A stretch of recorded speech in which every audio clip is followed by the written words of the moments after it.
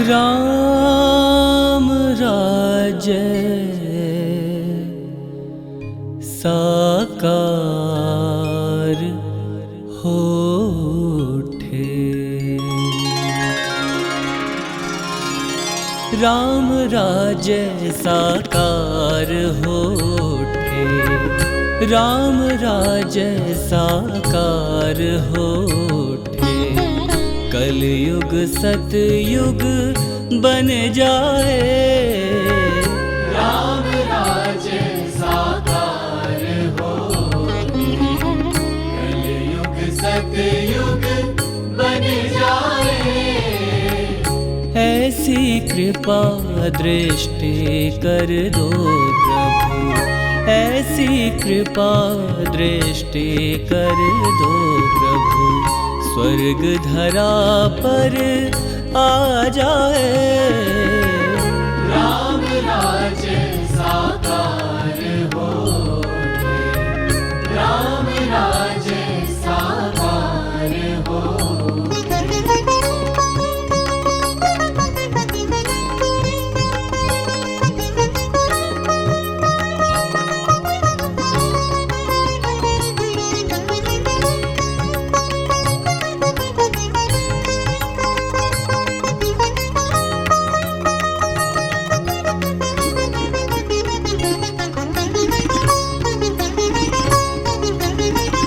जनमानस में ज्ञान सूर्य का फैले ऐसा उजियारा।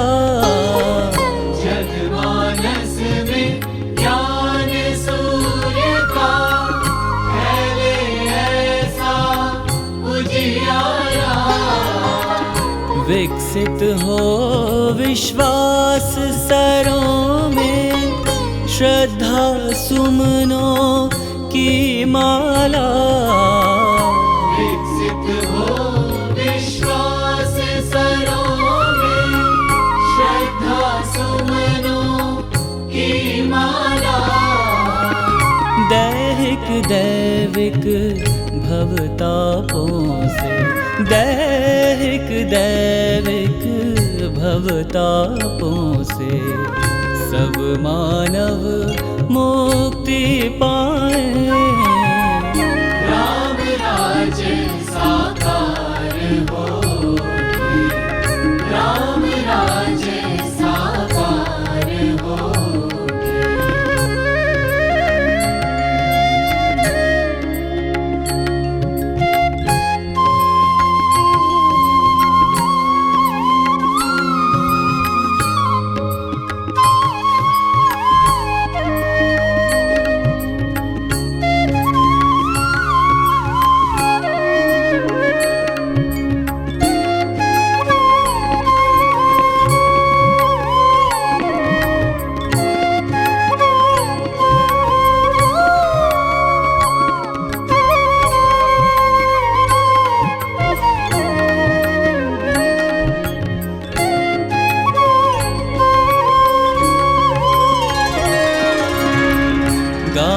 गाँव की गली गली में मचल उठे भाईचारा। गाँव की गली गली में मचल उठे भाईचारा। नगर नगर की डगर डगर में गूंजे एकता का नारा। नगर नगर की डगर डगर में गूंजे एकता का नारा। उमड़ घुमड़ बादल शांति का। उमड़ घुमड़ बादल शांति का। नभ मंडल में छा जाए। राम राज्य साकार होठे। राम राज्य साकार होठे।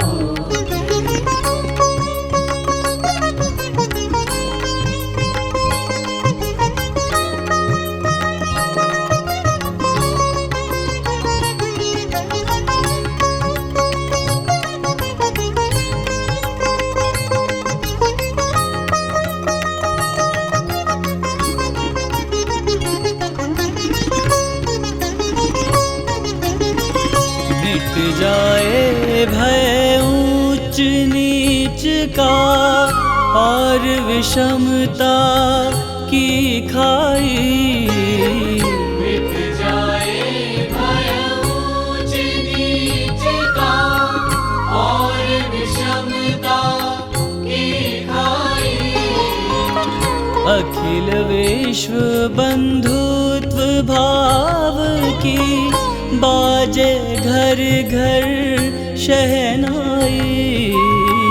अखिल विश्व बंधुत्व भाव की बाजे घर घर शहनाई।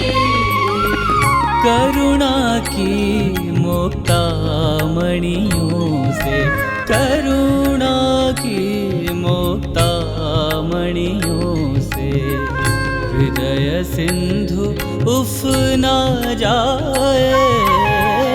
राम राज्य साकार होके, राम राज्य साकार होके।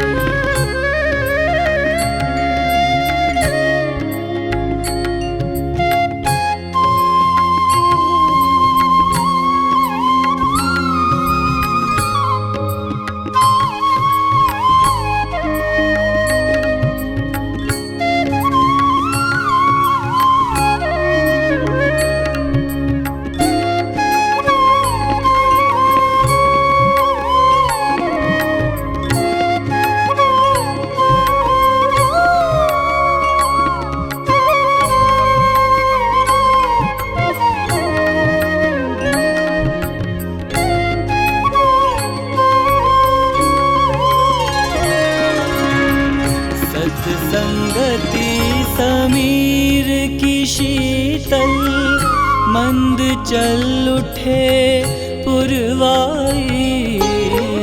सत्संगति समीर की शीतल मंद चल उठे पुरवाई। चार पदारथ मकरंद गंध से झूम उठे मन अमराई। चार पदारथ मकरंद गंध से झूम उठे मन अमराई।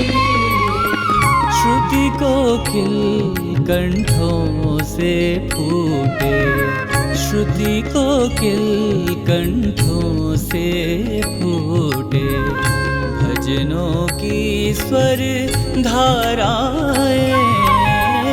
राम राज्य साकार होके, राम राज्य साकार होके। कलयुग सतयुग बन जाए, ऐसी कृपा दृष्टि कर दो प्रभु, ऐसी कृपा दृष्टि कर दो प्रभु। स्वर्ग धरा पर आ जाए। राम राज्य साकार होके, राम राज्य साकार होके, राम राज्य साकार होके। राम राज्य हो, राम राज्य हो, राम राज्य साकार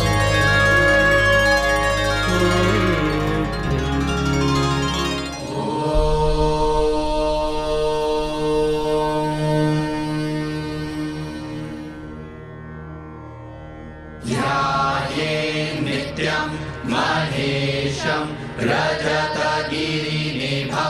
चारुचन्द्रावतंसं रत्नाकल्पोज्ज्वलाङ्गं परशुमृगवराभीतिहस्तं प्रसन्नं पद्मासीनं समन्तास्तुतममरगणैर्व्याघ्रकृतिं वसानं विश्वाद्यं विश्ववन्द्यं निखिलभयहरं पञ्चवक्त्रं त्रिनेत्रम्।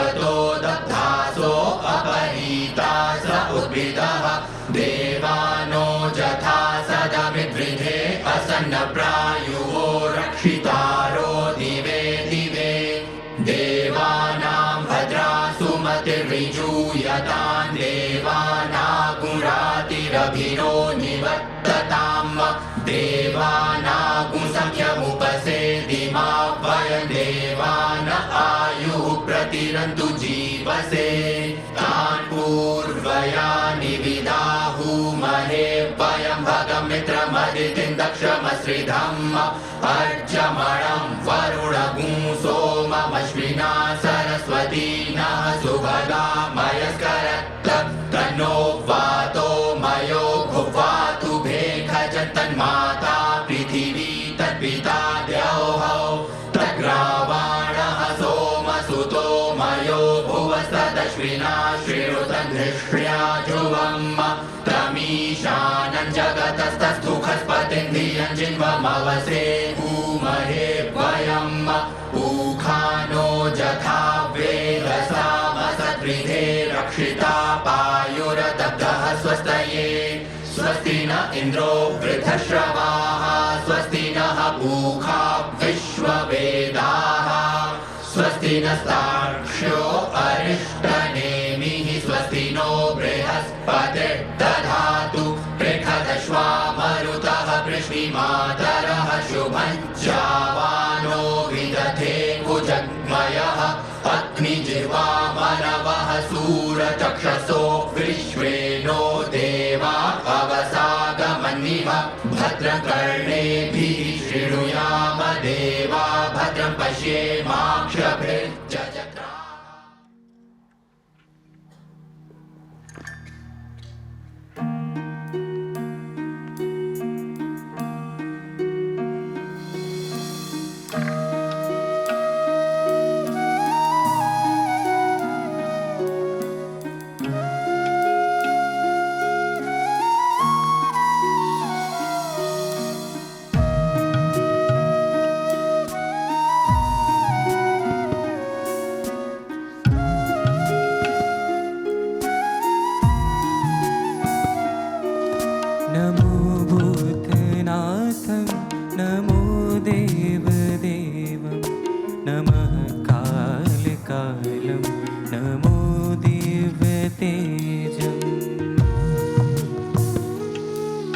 नमो भूतनाथं नमो देवदेवं नमः कालकालं नमो देवतेजं नमः कामभस्मं नमः शान्तशीलं भजे पार्वती वल्लभं नीलकण्ठम्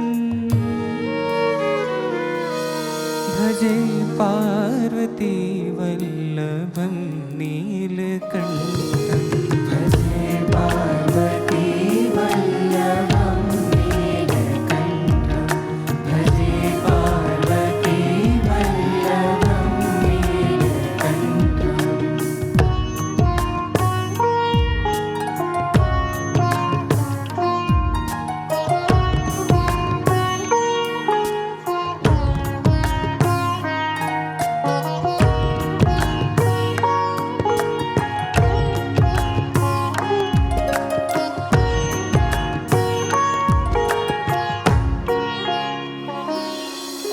सदा तीर्थसिद्धं सदा भक्तरक्षं सदा शैवपूज्यं सदा शुभ्रभस्मम् सदा तीर्थसिद्धं सदा भक्तरक्षं सदा शैवपूज्यं सदा शुभ्रभस्मं सदा ध्यानयुक्तं सदा ज्ञानतल्पं भजे पार्वती वल्लभं नीलकण्ठम्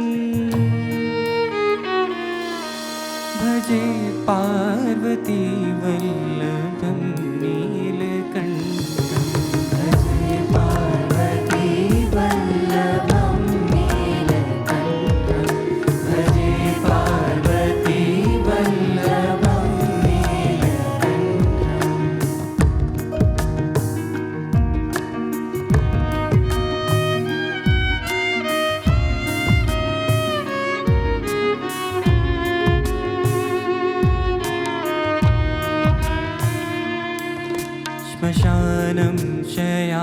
स्मशानं महास्थानवासं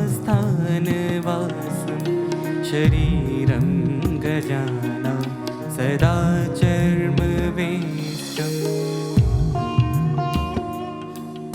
श्मशानं शयानं महास्थानवासं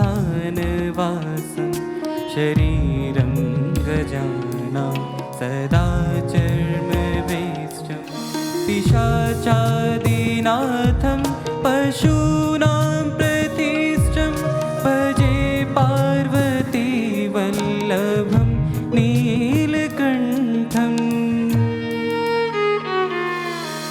भजे पार्वती वल्लभं नीलकण्ठम् भजे पार्वती वल्लभं नीलकण्ठम् भजे पार्वती वल्लभं नीलकण्ठम् भजे पार्वती वल्लभं नीलकण्ठम् भजे पार्वती वल्लभं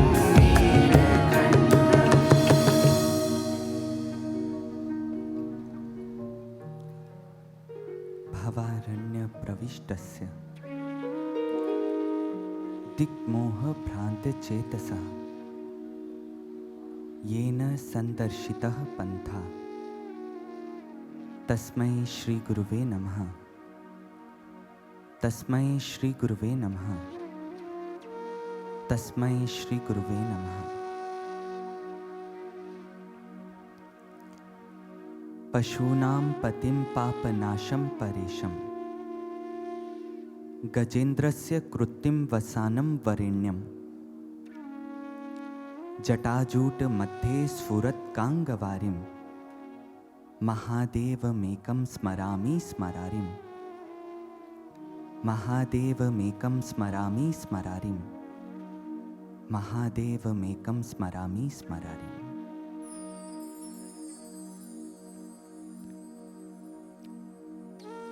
बोलिए देवादिदेव महादेव की जय।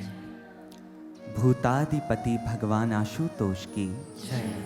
आदिशक्ति माँ दुर्गा भवानी की जय। सियावर रामचंद्र भगवान की जय। श्री कृष्ण बलदेव की जय। गंगा मैया की जय। तीर्थराज प्रयाग की जय। गुरुदेव श्री आशुतोष महाराज जी की जय। अभिनंदन है शिव कथा की इस द्वितीय आस्थायिका में। भक्तजनों, जब प्रभु किसी पर रीझते हैं तो जानते हैं वो क्या देते हैं? आप कहेंगे धन संपदा, मान प्रतिष्ठा, वैभव इत्यादि। नहीं नहीं भक्तजनों, ये भगवान की कृपा की निशानियां नहीं है। प्रभु जब रीझते हैं तो वो वस्तु देते हैं जो तीनों लोकों में भी दुर्लभ होती है। और वो क्या है? कहते हैं कबीर जी अक्सर एक दोहा गुना करते थे। कबीरा जिस मरने ते जग डरे, मेरे मन आनंद, मरने ते ही पाइए पूर्ण परमानंद। कबीर कहते, मुझे मृत्यु से भय नहीं लगता है। जब मेरी मृत्यु आएगी तो मैं रोऊंगा नहीं, मैं तो प्रसन्नता पूर्वक देह का त्याग करूंगा। क्यों? क्योंकि मरने के बाद तो मेरा मिलन उस ईश्वर के साथ होगा, मैं प्रभु के धाम में जाऊंगा। लेकिन कहते हैं जब कबीर जी का अंतिम समय आया तो कबीर जी की आंखों में तो आंसू तैर गए, वो रोने लग गए। अब सारे लोग हैरान हो गए, कहने लगे कबीर जी आप तो कहा करते थे कि मृत्यु आएगी तो मुझे दुख नहीं होगा, मैं प्रसन्नता पूर्वक देह का त्याग करूंगा। आज मृत्यु के भय से आंखों में अश्रु आ ही गए। उस समय कबीर जी कहने लगे, ना बंधु ना, ये मृत्यु के भय से आए हुए अश्रु नहीं है। मैं रो रहा हूं तो मेरे रोने का कारण जानना चाहते हो तुम तो सुनो। वहां कबीर जी ने एक और दोहा गुन दिया, राम बुलावा भेजिया दिया कबीरा रोए, जो सुख साधु संग में सो बैकुंठ ना होए, सो बैकुंठ ना होए, सो बैकुंठ ना होए। कबीर कहने लगे, मैं इसलिए नहीं रो रहा कि मेरी मृत्यु आ गई है, मैं तो इसलिए रो रहा हूं कि मुझे दुख है जब मैं बैकुंठ में चला जाऊंगा तो मुझे साधुओं का संग करने के लिए नहीं मिलेगा, मुझे प्रभु की कथा सुनने के लिए नहीं मिलेगी जो मुझे इस पृथ्वी लोक पर मिल जाती है। प्रभु की कथा दुर्लभ होती है भक्तजनों। जब प्रभु रीझते हैं ना तो माया के खिलौने नहीं देते हैं।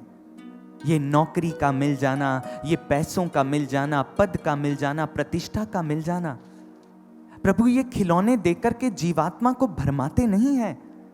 प्रभु तो मुक्ति का मार्ग प्रशस्त करते हैं और जब भोलेनाथ किसी पर कृपा करते हैं तो उन्हें श्रोत्रिय ब्रह्मनिष्ठ गुरु के सानिध्य में कथा की सभा में भेज देते हैं, प्रभु की कथा सुनने के लिए भेज देते हैं। हम पर प्रभु की अपार कृपा हुई है आज जो हम इस कथा में बैठे हैं। और आज ऐसी ही कृपा हुई है शौनक आदि ऋषियों पर जो सूत जी के श्री चरणों में बैठ करके भोलेनाथ की इस सुंदर सी कथा को श्रवण कर रहे हैं। और आज सूत जी से शौनक आदि ऋषियों ने कहा, सूत जी आपने हमें प्रभु की कथा महात्म्य की बड़ी सुंदर महिमा सुनाई, लेकिन अब हमारे मन में एक प्रश्न है। हमारे भोलेनाथ के इतने सारे नाम हैं, भोलेनाथ तो एक हैं लेकिन उनके नाम अनेक हैं। कभी गंगाधर हैं तो कभी भस्मधारी हैं, कभी जटाधारी हैं तो कभी बाघांबरधारी हैं, कभी डमरूधर हैं तो कभी त्रिशूलधर हैं, और ऐसे ही उनका एक नाम नीलकंठ भी है। हे सूची, भोलेनाथ का यह नाम नीलकंठ क्यों पड़ा? हमें इस नाम के पीछे की गाथा सविस्तार कह सुनाइए। सूत जी आज नीलकंठ चरित्र का वर्णन शौनक आदि ऋषियों के समक्ष करने लग गए। सूत जी ने कहा, शौनक आदि ऋषियों, बहुत प्राचीन समय की बात है। एक बार महादेव के ही अंश अवतार महामुनि दुर्वासा के मन में आया, क्यों ना मैं आज श्री हरि नारायण के दर्शन करने बैकुंठ जाऊं। बस फिर क्या था, दुर्वासा मुनि अपने आश्रम से उठे और चल पड़े बैकुंठ में नारायण श्री हरि के दर्शन करने के लिए। जैसे ही वैकुंठ पहुंचे, सामने श्री हरि शेषनाग की शैया पर विराजित थे।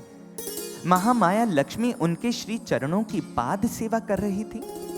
जाकर के दुर्वासा मुनि ने दोनों हस्त जोड़े और कहने लगे, प्रणाम देवेश्वर प्रणाम, अपने भक्त दुर्वासा का प्रणाम स्वीकार कीजिए। हे जगन माता लक्ष्मी, अपने इस भक्त का प्रणाम स्वीकार कीजिए। जैसे ही श्री हरि नारायण ने यह ध्वनि सुनी, नारायण ने अपने नेत्र खोले, कहने लगे, स्वागतम दुर्वासा मुने स्वागतम। आज किस हेतु से आपके कदम बैकुंठ की ओर आ गए? दुर्वासा मुनि कहने लगे, प्रभु, एक भक्त को भगवान के दर्शन करने के लिए किसी प्रयोजन की आवश्यकता है। बस इस भक्त के हृदय में आपके दर्शनों की कामना ने जन्म लिया और बस देखिए ना, आपका भक्त आपके द्वार पर खींचा चला आया। नारायण ने देखा तो मुस्कुराने लग गए। उसी समय अपने कंठ से अपनी वैजयंती माला को उतारा, कहने लगे, तो ठीक है दुर्वासा मुने, अब दर्शनों का प्रसाद पाया है तो लीजिए, हमारी माला का प्रसाद भी स्वीकार कर लीजिए। दुर्वासा मुनि प्रफुल्लित कदमों से आगे बढ़े और दोनों हस्तों में उस माला को स्वीकार किया और मस्तक से लगा लिया। कहने लगे, धन्य हुआ प्रभु, मैं धन्य हुआ। इस माला की सुबास से तो मेरा तन मन सुबासित हो गया है, मैं धन्य हुआ। और यूं प्रभु का प्रसाद स्वीकार कर दुर्वासा मुनि बैकुंठ से अपने आश्रम की ओर प्रस्थान कर गए। हाथों में प्रभु की माला पकड़ी है और हृदय अत्यंत प्रसन्न है। मार्ग में देवराज इंद्र अपने गज पर आरूढ़ हुए कहीं जा रहे थे। सामने से दुर्वासा मुनि को देखा, अरे ये दुर्वासा मुनि जिनकी भ्रुकुटी सदा क्रोध में तनी रहती है, आज इतने उमंगित, उल्लासित और हर्षित दिखाई दे रहे हैं। भाई प्रयोजन तो जानना चाहिए। उसी समय देवराज इंद्र ने दुर्वासा मुनि के मार्ग के बीच में आ गए। कहने लगे, प्रणाम दुर्वासा मुनि, प्रणाम।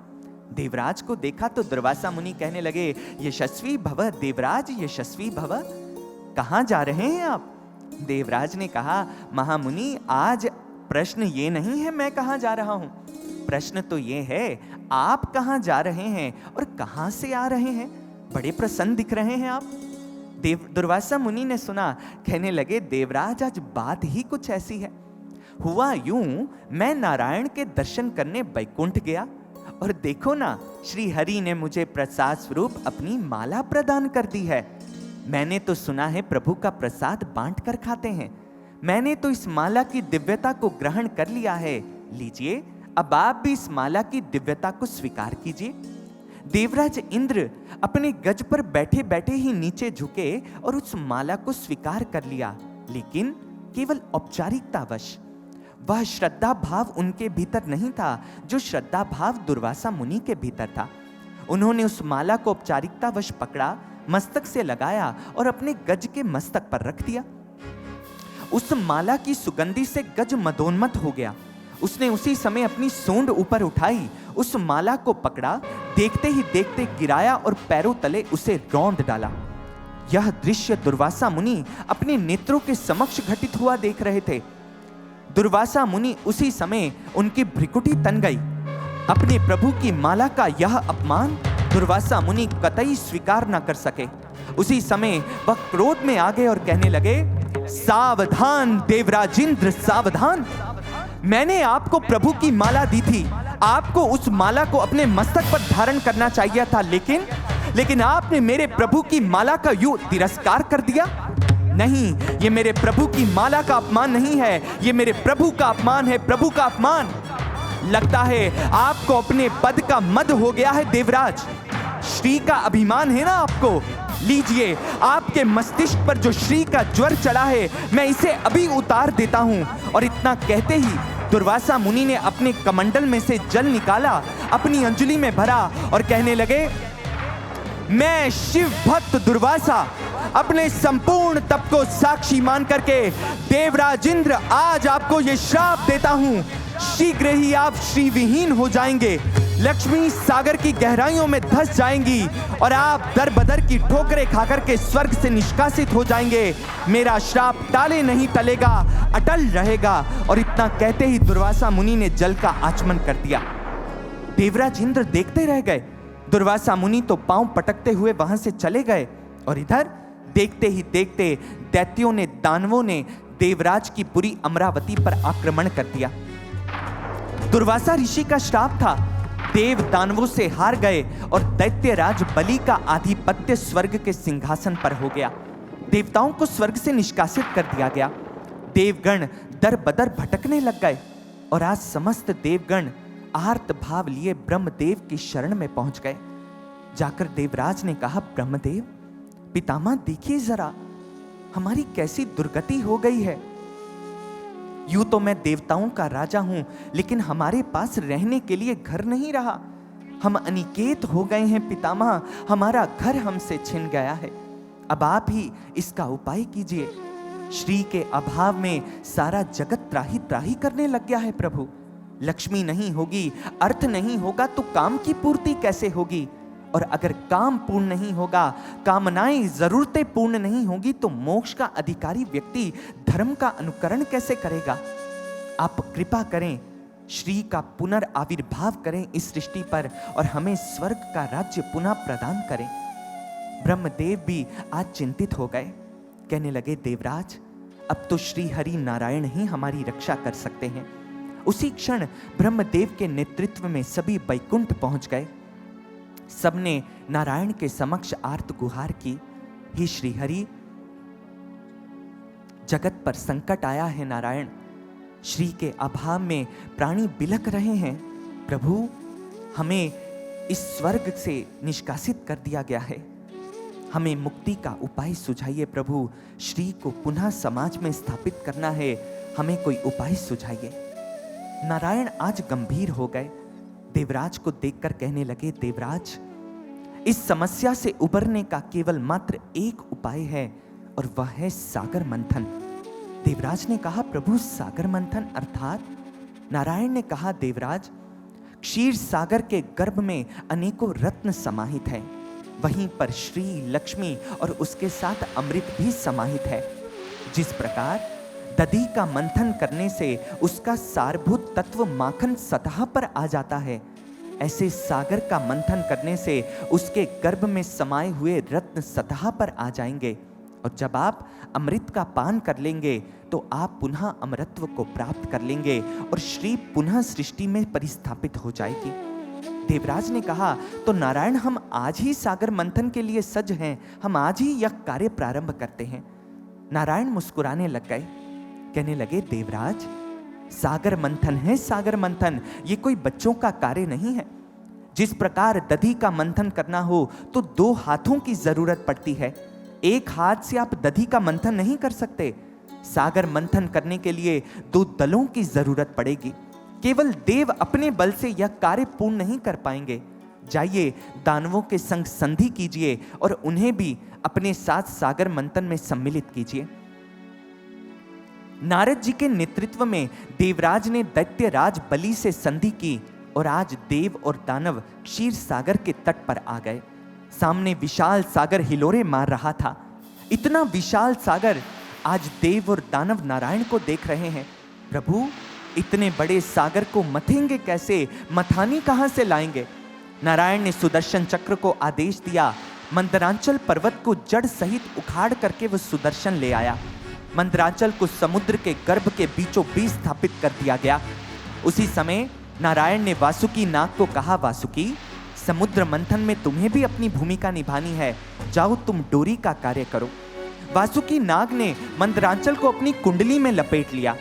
जितने भी देव थे वह वासुकी के पूंछ की ओर खड़े हो गए और दानव वासुकी नाग के मुख की ओर खड़े हो गए। नारायण ने कहा, सागर मंथन प्रारंभ किया जाए।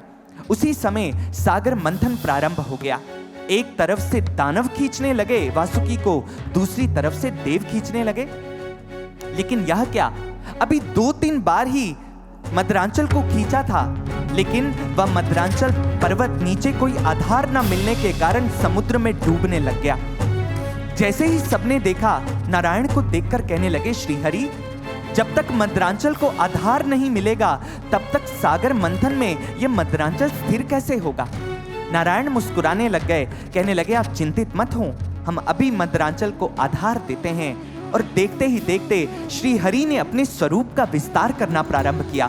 नारायण विराट रूप में आ गए और देखते ही देखते नारायण के भीतर में से उन्हीं की प्रतिकृति निकली और प्रभु ने आज कच्छप रूप धारण कर लिया। तो बोलिए, कच्छप रूपधारी श्री हरि की, कूर्म रूपधारी नारायण की। नारायण ने एक कछुए का रूप धारण किया जो विशाल कच्छप था। उस विशाल कच्छप ने मंदरांचल को अपनी पृष्ठ भाग यानी अपनी पीठ पर धारण कर लिया। नारायण ने कहा, पुनः सागर मंथन प्रारंभ हो। सागर मंथन पुनः प्रारंभ हो गया। अब की बार देवताओं और दानवों ने पुनः वासुकी को खींचना प्रारंभ किया। जैसे ही खींचा, देखते ही देखते सागर की लहरें तरंगित होने लगी, आड़ोलन बिलोड़न होने लगा। सागर के गर्भ तक में हलचल हो गई और देखते ही देखते सागर के गर्भ के जो रत्न थे वो प्रकंपित होने लगे। सभी देख रहे हैं, काफी देर तक सागर मंथन होने लगा। सब देख रहे हैं, अब तो कोई रत्न निकलेगा, कोई तो रत्न बाहर आएगा। और देखते ही देखते सागर के गर्भ से पहला रत्न बाहर आया और वह रत्न कोई और नहीं, हलाहल कालकूट विष था। जैसे ही वह कालकूट विष सागर के गर्भ से बाहर आया, वह जल के ऊपर सतह पर आया, उसके बाष्प यत्र तत्र फैलने लगे। सागर का जल उबाल मारने लग गया। वह बाष्प यत्र तत्र जब जाने लगे, सब मूर्छित होकर के गिरने लग गए। देवताओं और दानवों ने सागर मंथन को बीच में ही छोड़ा और भागने लगे। त्राही माम श्री हरि, त्राही माम, हमारी रक्षा कीजिए, हमारी रक्षा कीजिए। नारायण ने कहा, इस विष के प्रभाव से तो मैं भी तुम्हारी रक्षा नहीं कर सकता। अब तो केवल मात्र देवादि देव महादेव हैं जो तुम्हारी रक्षा कर सकते हैं। जाओ, तुम सब आशुतोष को पुकारो। अब आशुतोष ही हैं जो जगत कल्याण के लिए इस विष का कोई उपाय कर सकते हैं। आज जैसे ही सबने सुना, देव, दानव, मानव, गंधर्व सभी ने हाथ जोड़ लिए और हाथ जोड़ करके आज महादेव का स्मरण करने लगे। हे महादेव, हे आशुतोष, शीघ्र आइए, प्रभु सृष्टि पर संकट आया है। पूरी सृष्टि आज इस विष के प्रभाव में असमय ही काल के गाल में समा जाएगी। हे महादेव, त्राहि माम, त्राहि माम, महादेव, त्राहि माम, त्राहि माम, त्राहि माम।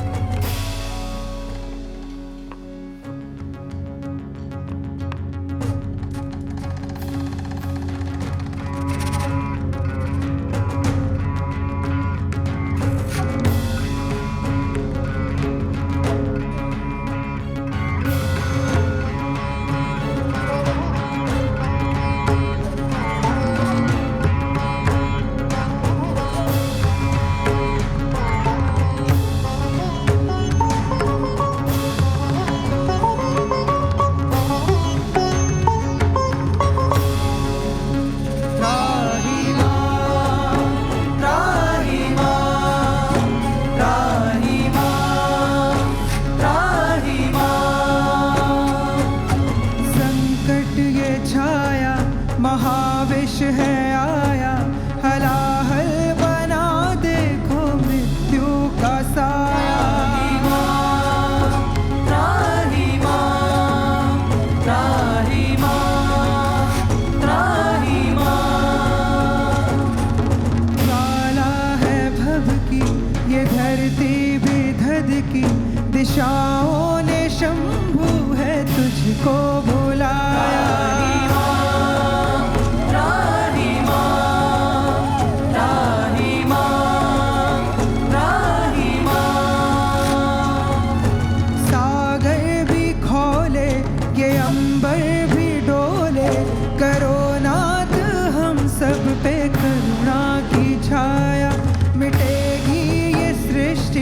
वो कृपा की वृष्टि, जलेगा ये संसार अगर तू ना आया। आओ ना आशुतोष, आओ ना त्राहि मां, त्राहि मां, त्राहि मां, त्राहि मां। जब डगमग डोली धरती, कण कण ने आर्तनाद उठाया। जब डगमग डोली धरती, कण कण ने आर्तनाद उठाया। तब प्रकटे शिव शंकर सागर तट पर ले करुणा की छाया। अविलंब बढ़े आगे शंभु, प्रसन्न मुखा विषपान किया है। कालकूट से महाकाल ने आज जगत को त्राण दिया है। अमृत देवों को बांट दिया, वो नीलकंठ त्रिपुरारी हैं। अमृत देवों को बांट दिया, वो नीलकंठ त्रिपुरारी हैं। जगहित जो सब कुछ त्याग देवो, धन धन भोले भंडारी हैं। धन धन भोले भंडारी हैं, धन धन भोले भंडारी हैं।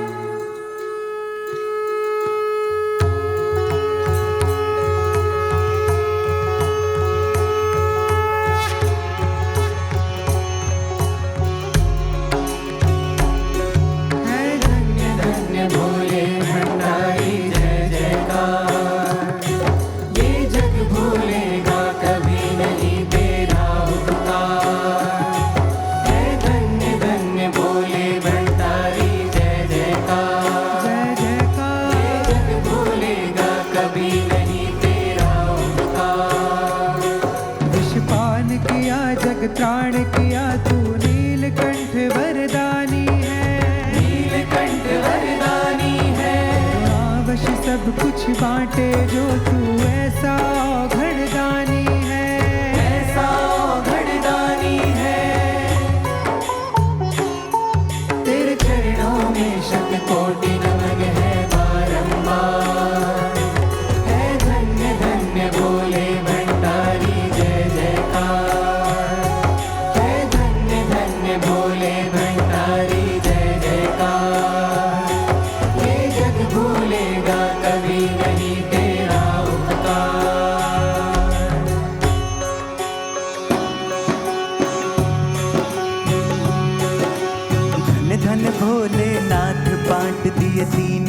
लोक एक पल भर में। धन धन भोलेनाथ बांट दिए तीन लोक एक पल भर में। धन धन भोलेनाथ बांट दिए तीन लोक एक पल भर में।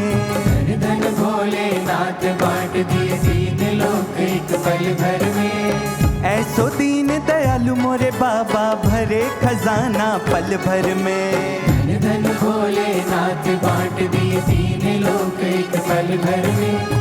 ऐसे दीन दयालु मेरे दाता भरे खजाना पल भर में। धन धन भोलेनाथ बांट दिए। भाई किस किस के खजाने भरे भोले बाबा ने? जिस जिसके खजाने भरे वो हाथ ऊपर करेगा। और क्या गाना? धन धन भोलेनाथ बांट दिए तीन लोक एक पल भर में। धन धन भोलेनाथ बांट दिए तीन लोक एक पल भर में। धन धन भोलेनाथ बांट दिए तीन लोक एक पल भर में। धन धन भोलेनाथ बांट दिए तीन लोक एक पल भर में। ऐसो दीन दयालु मोरे बाबा भरे खजाने पल भर में। धन धन भोलेनाथ बांट दिए तीन लोक एक पल भर में। ऐसे दीन दयालु मेरे बाबा भरे खजाना पल भर में। धन धन भोलेनाथ बांट दिए।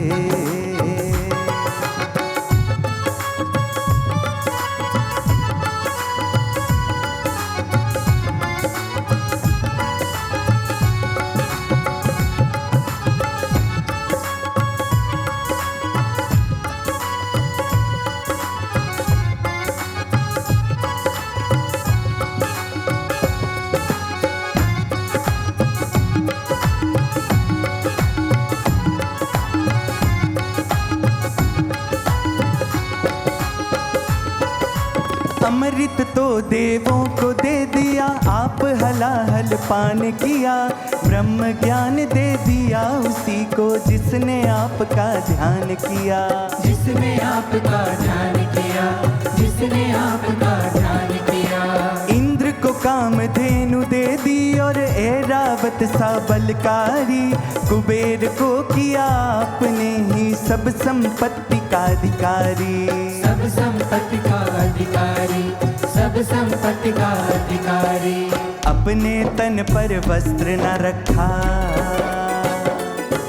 सब कुछ बांट दिया भोले बाबा ने और अपने पास क्या रखा? अपने तन पर वस्त्र न रखा, मगन रहे बागंबर में। अपने तन पर वस्त्र न रखा, मगन रहे बागंबर में। ओ अपने तन पर वस्त्र न रखा, मगन रहे बागंबर में। अपने तन पर वस्त्र न रखा, मगन रहे बागंबर में। ऐसो दीन दयालु मोरे बाबा भरे खजाना पल भर में। धन धन भोलेनाथ बांट दिए तीन लोक एक पल भर में। ऐसे दीन दयालु मेरे दाता भरे खजाना पल भर में। धन धन भोलेनाथ बांट दिए।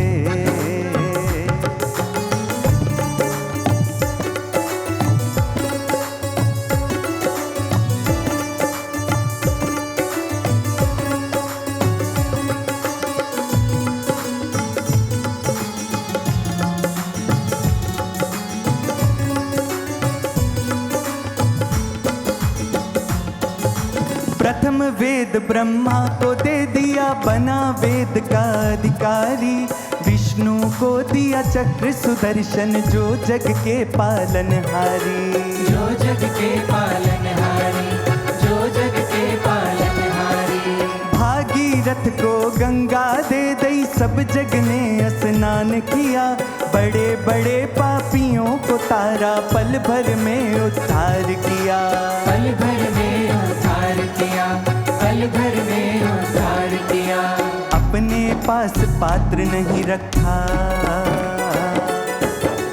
अपने पास पात्र नहीं रखा। रखा तो खप्पर कर में। अपने पास पात्र नहीं रखा, रखा तो खप्पर कर में। ओ अपने पास पात्र नहीं रखा, रखा तो खप्पर कर में। अपने पास पात्र नहीं रखा, रखा तो खप्पर कर में।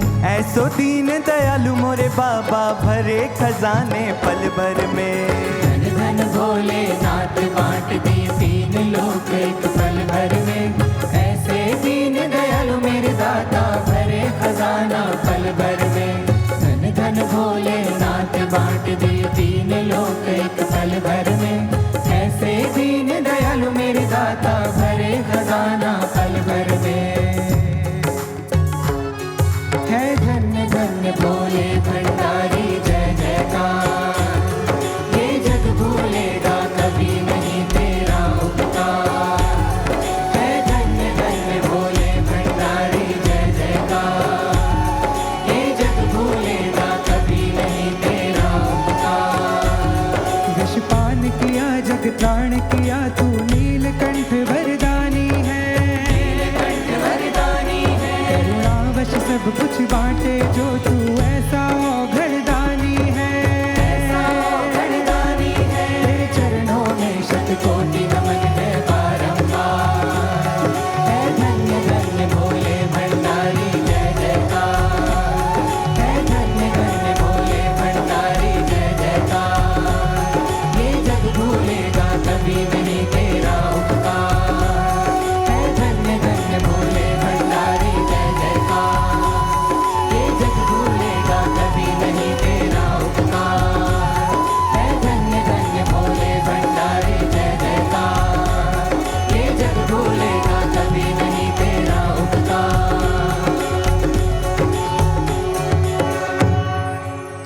बोलिए नीलकंठ महादेव की जय। नीलकंठ महादेव की जय। आज महादेव ने जगत के कल्याण के लिए विष का पान कर लिया भक्तजनों, और क्योंकि उन्होंने विष को कंठ में रोक लिया, वह हलाहल कालकूट इतना प्रभावी था, महादेव के कंठ को नीला कर गया वह, और देवगणों ने उन्हें नीलकंठ नाम दे दिया। कितना सुंदर चरित्र है हमारे महादेव का। जब अमृत पीने की बारी आई तो वो देवताओं को बांट दिया, और जब विष पीने की बारी आई तो हमारे महादेव खुद आगे बढ़कर के विष का पान कर गए। जिन देवगणों ने अमृत का पान किया वो तो सिर्फ देवता ही रह गए, लेकिन हमारे भोलेनाथ ने विष का पान किया, वो देवों के देव महादेव बन गए, वो महादेव बन गए। महादेव आज अपने नीलकंठ स्वरूप से बड़ा सुंदर संदेश दे रहे हैं। जगत के कल्याण के लिए स्वार्थों का विषपान करना सीखें। महादेव के भक्त कैसे होते हैं? जो मैं से पहले जगत के कल्याण की चिंता करते हैं, जो स्व की नहीं पर की चिंता करते हैं, जिनके सामने स्वार्थ से बड़ा परमार्थ होता है। लेकिन भक्तजनों देखिए, आज हम भी महादेव की भक्ति करते हैं, लेकिन त्याग, तितिक्षा, प्रेम, दया, सहानुभूति, ये सारे गुण हमारे जीवन से ओझल होते चले जा रहे हैं। नीलकंठ के भक्त ऐसे नहीं होते हैं। नीलकंठ के भक्त कैसे होते हैं? कहते जब प्रभु ने विषपान किया तो विष की कुछ बूंदें धरा पर गिर गई। नंदीश्वर ने देखा तो नंदी भागे आए और उन विष की बूंदों को चाटने लग गए। देवगणों ने कहा, नंदी आप क्या कर रहे हैं? नंदी ने हाथ जोड़कर कहा, देवगणों, अगर मेरे आराध्य शिव जगत के कल्याण के लिए विष पी सकते हैं तो उनका ये सेवक नंदी चंद बूंदे नहीं ग्रहण कर सकता। मैं उन चंद बूंदों को ग्रहण कर रहा हूं जगत के कल्याण के लिए। ये शिव भक्त की निशानी है भक्तजनों। शिव की आराधना करते हैं तो स्वार्थों के विष का पान करना सीखें। लेकिन आज शिव के भक्तों की कमी नहीं है संसार के अंदर, लेकिन एक तरफ शिव की भक्ति करते हैं, दूसरी तरफ स्वार्थों से पोषित हैं, स्वार्थों से लदे पड़े हैं। जब बात आती है जगत के कल्याण की तो हम जगत की चिंता नहीं करते। हमारे सामने पहले मेरा घर, मेरा परिवार, मेरे बच्चे, मेरी फैमिली, मुझे संसार से कुछ लेना देना नहीं है। आज इंसान को डर लगता है किससे? पशुओं से? नहीं, इंसानों से डर लगता है, इंसानों से। आज हमने जगत की कैसी हालत कर दी है। कहते एक बार दो सांप कहीं पर जा रहे थे, दोनों आपस में बातें कर रहे हैं। तो वो जो बातें कर रहे हैं, एक कवि ने अपनी पंक्तियों में कहा वो बातें क्या कर रहे हैं? देखो ये कैसा जमाना आ रहा है, देखो ये कैसा जमाना आ रहा है। एक सांप दूसरे सांप को बतला रहा है, नाम तो बदनाम है अपना, यहां आदमी आदमी को डसे जा रहा है, यहां आदमी आदमी को डसे जा रहा है। वो सांप कह रहा है कि लोग आज एक दूसरे को डसने में एक पल का भी समय नहीं लगाते हैं। सांप का डसा तो फिर भी पानी मांग लेता है, लेकिन मानव स्वार्थों के अंदर इतना अंधा हो गया, अपनों की पीठ में खंजर घोंपते वक्त तनिक भी संकोच नहीं करता है। आज हमने जगत की ऐसी हालत कर दी है। कभी समय होता था इस भारत देश में जगत कल्याण के लिए दधीची जैसे शिव भक्तों ने जीते जी अपनी अस्थियों का दान कर दिया था, और एक आज का संसार है जो जीते जी लोगों का खून तक ले लेता है, फिर भी उसे चैन नहीं मिलता है। ऐसा दान होता है। गुरुदेव सर्वश्री आशुतोष महाराज जी के पास जब हम जाते हैं, महाराज जी कहते हैं अगर दान की परंपरा सीखनी हो तो भारत की भूमि से सीखो, जहां पर अन्न दान, श्रम दान, समय दान, धन दान तो है, उससे सबसे उत्कृष्टतम उदाहरण तो दधीची ऋषि ने दिया। लोग मरणों उपरांत अंग दान करते हैं, दधीची ऋषि ने तो जीते जी देह का दान कर दिया, अपनी हड्डियों का दान कर दिया। ये होता है सच्चा त्याग भक्तजनों, ये शिव भक्तों की निशानी होती है। लेकिन दुख है आज ऐसी भक्ति कहीं दृष्टिगोचर नहीं होती है। संसार के अंदर रहते हुए भी वो सारे गुण, त्याग के गुण संसार से लुप्त होते चले जा रहे हैं। आज संसार में एक ऐसा वर्ग है जिसे भोलेनाथ ने इतना दिया है कि वह पूरा थाली में पड़ा भोजन खा भी नहीं पाता, उसे कूड़ेदान में गिरा देता है। और उसी संसार में एक ऐसा वर्ग भी रहता है जो उसी कूड़ेदान में से चुन चुन करके भोजन खाता है, लेकिन हमारे हृदय में दया का भाव जागृत नहीं होता है। जानते हैं जिस संसार में हम रहते उसकी हालत क्या है? चलिए आपको एक घटना सुनाते हैं। यह घटना है 1993 की, 1993 की, जब सूडान देश के अंदर एक भयंकर अकाल पड़ा। जो अकाल था वो इतना भयंकर था कि देखते ही देखते लाशों के ढेर लग गए। कहते हैं उसी समय एक साउथ अफ्रीकन फोटो जर्नलिस्ट थे, केविन कार्टर। वह फ्लाइट लेकर के सूडान देश पहुंचे और अपना कैमरा लेकर के आए, क्योंकि वह सूडान के उस अकाल की कुछ तस्वीरें खींचना चाहते थे ताकि पूरी दुनिया को उस अकाल की भयंकरता का अनुमान लग सके। और वह कैमरा लेकर के वहां पहुंचे। विभिन्न स्थानों पर केविन कार्टर भ्रमण कर रहे थे। एकाएक उनकी दृष्टि एक स्थान पर पड़ी और उन्होंने उस स्थान पर एक बड़ा विचित्र सा दृश्य देखा। दृश्य यह था, एक बच्ची थी जो भूख से व्याकुल थी, अपने पेट को पकड़ करके बैठी थी और वो सूखी हड्डियों का पिंजर बन चुकी थी। उसके ठीक कुछ दूरी पर पीछे एक गिद्ध बैठा हुआ था जो उसके मरने का इंतजार कर रहा था कि कब वो मरे और मैं अपने पेट की क्षुधा को शांत करूं। केविन कार्टर ने यह दृश्य देखा, झट से अपना कैमरा निकाला और इस फोटो को खींच लिया। अगले दिन केविन कार्टर ने वह फोटो अखबारों में पब्लिश करवा दी। कहते रातों रात वो फोटो इतनी फेमस हो गई कि केविन कार्टर रातों रात स्टार बन गए और उन्हें पुलित्जर अवार्ड से भी सम्मानित किया गया। इसी दौरान जब उन्होंने वो फोटो खींची थी, वो इतनी फेमस फोटो थी, आज भी आप उसे सर्च करें, आप अपनी स्क्रीन पर भी देख सकते हैं वो फोटो। कहते वो फोटो ने केविन कार्टर को स्टार बना दिया। केविन कार्टर की जगह जगह इंटरव्यू होने लगी। एक दिन वो इंटरव्यू में बैठे थे तो ऑडियंस में से किसी ने प्रश्न पूछा, कार्टर साहब जब आपने उस तस्वीर को खींचा उसके बाद उस बच्ची का क्या हुआ, वो जीवित रही या मर गई? कार्टर ने कहा तुनकते हुए, मुझे नहीं पता उस बच्ची का क्या हुआ, मेरी फ्लाइट का टाइम हो गया था, मैंने अपनी फ्लाइट पकड़ी और मैं वापस आ गया। उस व्यक्ति ने सुना, कहने लगा क्षमा कीजिए कार्टर साहब, वो बच्ची मरने के कगार पर थी, आपके पास उस समय जेब में कुछ तो खाने के लिए होगा, आप कुछ खाने के लिए उसे दे देते। कार्टर ने कहा अगर मैं उसे खाने के लिए देने जाता तो मेरी फ्लाइट मिस हो जाती, इसलिए मुझे नहीं पता उस बच्ची का क्या हुआ। कार्टर का इतना संवेदना शून्य उत्तर सुनकर के उस व्यक्ति ने कहा, क्षमा कीजिए कार्टर साहब, आपकी ये बात सुनकर के मैं आपको एक बात जरूर कहना चाहूंगा। जिस समय आप उस बच्ची की फोटो खींच रहे थे, उस बच्ची के पास एक नहीं 2 गिद्ध खड़े थे और उनमें से एक गिद्ध के हाथ में कैमरा था और वो कोई और नहीं, वो आप थे, आप जो उसके मरने का इंतजार कर रहे थे। ये संसार की हालत है भक्तजनों। रोड पर कोई एक्सीडेंट हुआ हो तो झट से हमारे फोन निकल जाते हैं सेल्फी खींचने के लिए, लाइव होने के लिए, फोटोज खींचने के लिए, लेकिन 2 हाथ आगे बढ़कर के उस जख्मी व्यक्ति की मदद करने के लिए आगे नहीं बढ़ते हैं। यह है हमारी शिव भक्ति। जगत के कल्याण के लिए आगे बढ़ें, दया की भावना अपने भीतर पैदा करना सीखें। किसी ने बड़ा सुंदर कहा, हम योग करते हैं ना, किसी ने कहा सबसे अच्छा योग है सहयोग। जब आप किसी दूसरे का जरूरतमंद का सहयोग करते हैं, आप प्राणायाम करते हैं तो श्वास खींचते हैं। उसने कहा सबसे लंबी श्वास है विश्वास की श्वास, जब आप दूसरों को सहायता का विश्वास देते हैं। और सबसे सहज आसन है, सबसे उत्तम आसन जो आप योग में करते हैं वो है आश्वासन, जब आप किसी जरूरतमंद को आश्वासन देते हैं, उसकी पीठ थपथपा करके। ये है सच्चा योग भक्तजनों। सहयोग करना सीखें, एक दूसरे का सहयोग करना सीखें।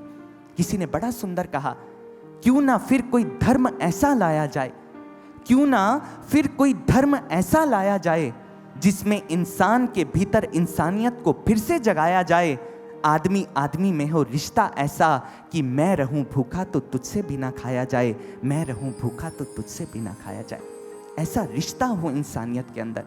लेकिन अफसोस ये बातें बस शब्दकोश में और व्याख्यानों में ही सुनने को मिलती हैं, संसार के अंदर नहीं।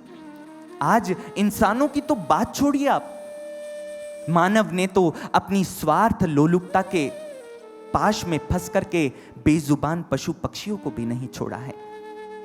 क्षण भर के जीवा के स्वाद के लिए उन निरीह पशुओं को काट काट करके अपना पेट भरते हैं हम, और फिर सोमवार को जाकर के शिवालय में जल चढ़ाते हैं। क्या लाभ है आपका शिवालय पर जल चढ़ाने का?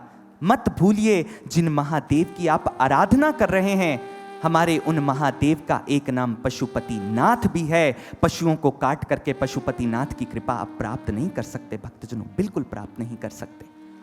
पहले पशुओं में तो अपने भगवान शिव का रूप देख लें। अपने जीवा के क्षण भर के स्वाद के लिए उन्हें काट कर खा जाते हैं और फिर हर हर महादेव के जयघोष लगाते हैं। ये भक्ति नहीं, ये पाखंड है, आडंबर है। शब्द कठोर होंगे लेकिन ये सत्य है, सत्य। मत भूलिए इस आडंबर से हमारे कर्म नहीं कट जाएंगे। पशुओं को काट कर आते हैं और फिर गंगा स्नान कर लेते हैं, क्या सोचते हैं कर्म कट जाएंगे? बिल्कुल नहीं कटेंगे भक्तजनों। एक बकरी को एक कसाई काटने लगा, जैसे ही उसे काटने लगा गर्दन, तो बकरी जोर जोर से हंसने लग गई। उसने कहा तू हंस क्यों रही है? बकरी ने कहा तेरी दुर्गति पर हंस रही हूं, तेरी दुर्गति पर। कसाई हंसने लगा, अरे दुर्गति मेरी नहीं, दुर्गति तो तेरी हो रही है, मरने वाली तो तू है। बकरी कहने लगी इसीलिए तो हंस रही हूं, मैंने तो सारा जीवन घास खाया है तब मेरी गर्दन कट रही है, तूने तो सारा जीवन मांस खाया है, तेरा हाल क्या होगा? अपने बारे में सोच, अपने बारे में। कबीर बड़ा सुंदर कहते हैं, बकरी पाती खात है ताकि काड़ी खाल, बकरी पाती खात है ताकि काड़ी खाल, जो नर बकरी खात है तिनका कौन हवाल, तिनका कौन हवाल। बकरी तो घास खाती थी, उसकी तो पूरी खाल उधेड़ दी, और जो मांस खा रहा है उसकी हालत क्या होगी? सज्जनों, ये हमारे देश के संस्कार नहीं रहे हैं। हमारे संतों ने बार बार समझाया है। संत गरीब दास जी हुए हैं, वो बड़ा सुंदर लिखते हैं। वो कहते हैं सुरापान मद मांसाहारी, सुरापान मद्य मांसाहारी, गमन करे भोगे पर नारी, 70 जन्म कटत है शीश, साक्षी साहिब है जगदीश। जीवा स्वाद हिते जो प्राणा, नीमा नाश करे हम जाना, नीमा नाश करे हम जाना। मदिरा पीवे कड़वा पानी, 70 जन्म श्वान के जानी, 70 जन्म श्वान के जानी। गरीबदास जी की वाणी है। वो कहते जो काट देते हैं पशुओं को जीवा के स्वाद के लिए, 70 जन्म तक वह श्वान की योनि में जाते हैं और 70 जन्मों तक उनका शीश कटता है। अपने संतों की वाणियों पर कुछ तो गौर करें सज्जनों, ये पहचान नहीं है शिव भक्तों की। जीव के क्षणिक स्वाद के लिए उन निरीह पशुओं को काटना हमारा कोई भी ग्रंथ इसकी आज्ञा नहीं देता है। भगवान ने खाने के लिए बहुत कुछ बनाया है, कम से कम उन निरीह पशुओं की बद्दुआएं तो हम अपने जीवन में ना लें। पूजा में जब बैठें तो पूजा क्या है? सच्ची पूजा। सच्ची पूजा केवल आरती का दीपक जला लेना भर नहीं होता भक्तजनों। सच्ची पूजा ये नहीं है। सच्ची पूजा तो जीवों पर दया करना है। वेद व्यास जी ने जब 18 पुराणों की रचना कर दी तो उनसे किसी ने पूछा 18 पुराणों का सार 2 वाक्यों में आप कैसे देंगे? तो वेद व्यास जी ने कहा, अष्टादश पुराणेषु व्यासस्य वचनद्वयम् परोपकार पुण्याय पापाय परपीड़नम। 18 पुराणों का सार 2 वाक्यों में, परोपकार से बड़ा कोई पुण्य नहीं है और परपीड़ा से बढ़कर के कोई पाप नहीं है। दूसरों का कल्याण करना सीखें। और अगर हम इंसान होकर के ये ना सीख पाए तो फिर हमसे कई गुना अच्छे तो पशु हैं भक्तजनों। जानते हैं केरल के अनंतपुरम के अंदर अनंत पद्मनाभ स्वामी जी का एक मंदिर है, भगवान विष्णु का मंदिर। उसके सरोवर में एक मगरमच्छ रहता था जिसका नाम था बबिया मगरमच्छ। वह 75 वर्षों तक उस सरोवर के अंदर रहा। मगरमच्छ का स्वभाव होता है मांसाहार करना, लेकिन आप जानकर हैरान रह जाएंगे 75 वर्ष तक वह जीवित रहा। अक्टूबर 2022 में उसकी मृत्यु हो गई थी, लेकिन वो जब तक उस सरोवर में रहा उसने एक बार भी मांस का भक्षण नहीं किया। वह मंदिर का प्रसाद खाकर के जीवित रहा। पशु ने अपनी प्रवृत्ति बदल दी। ये है प्रभु के भक्त। वो मंदिर में रहकर मंदिर की मर्यादा में रहता है और हम शरीर रूपी मंदिर के अंदर मांस मदिरा सब फेंकते जाते हैं। ऐसे काम नहीं चलेगा। भगवान कृष्ण कहते हैं, योमांग पश्यति सर्वत्र सर्वं च मयि पश्यति तस्यहं न प्रणश्यामि स च मे न प्रणश्यति। जो मुझे सब में देखता है और सबको मुझ में देखता है, उसके लिए मैं कभी अदृश्य नहीं होता और वो मेरे लिए कभी अदृश्य नहीं होता है। ऐसे बन जाएं भक्तजनों। सच्ची पूजा क्या है? वास्तविक पूजा क्या है? जरूरी नहीं है कि हर समय जुबान पर ईश्वर का नाम आए। जरूरी नहीं है हर समय जुबान पर ईश्वर का नाम आए। वो लम्हा भी सच्ची पूजा का होता है जब इंसान दूसरे इंसान के काम आए, जब इंसान दूसरे इंसान के काम आए। और हम जब गुरुदेव सर्वश्री आशुतोष महाराज जी के चरणों में बैठते हैं तो हमें महाराज जी सच्ची पूजा का अर्थ समझाते हैं। महाराज जी कहते हैं, तुम दीपक जलाते हो ना पूजा में, उस दीपक का तब तक कोई अर्थ नहीं है जब लोगों के हृदयों के अंदर स्वार्थ का अंधकार छाया हुआ है। सच्ची पूजा है उस स्वार्थ के अंधकार को समाप्त करना। जब प्रभु मैं मंदिर में गया और मैंने आपको धूप का गंध दिखाई, धूप का धुआं दिखाया, तो मुझे संसार में स्वार्थ लोलुपता में होते बम विस्फोटों ने मुझे प्रताड़ित कर दिया। उन बम विस्फोटों की अणु धमाकों का जो धुआं था उसने मुझे विचलित कर दिया। प्रभु जब मैंने आपको हार अर्पित किया तो मेरे भीतर दया भाव प्रबल हो गया, क्योंकि जगत के प्राणी तो विलाप कर रहे हैं। और हमें महाराज श्री बताते हैं सच्ची पूजा क्या होती है। और महाराज श्री क्या कहते हैं, स्मरण हो आया रुदन जग का प्रभु जब तुम्हें ध्याया, मुख दिखे मायूस सबके चरणों में जब सर झुकाया, चरणों में जब सर झुकाया।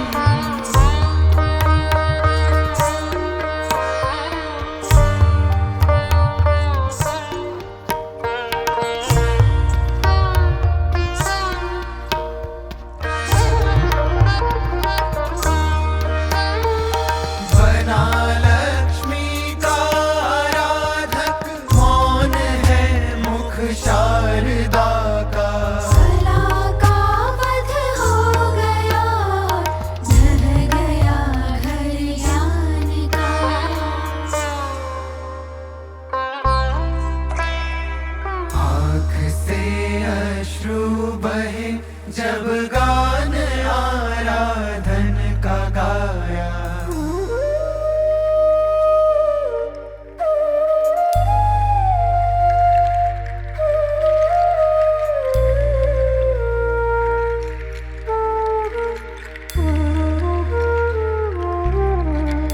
है प्राण व्याकुल हो उठे, खामोश आहें सुन मनुज की। कर रही छलनी हृदय को, ऊक आकुल अब मनुज की। दर्द दिल में घुट गया, ध्यान प्रभु में जब लगाया। मुख दिखे मायूस सबके, चरणों में जब मन लगाया।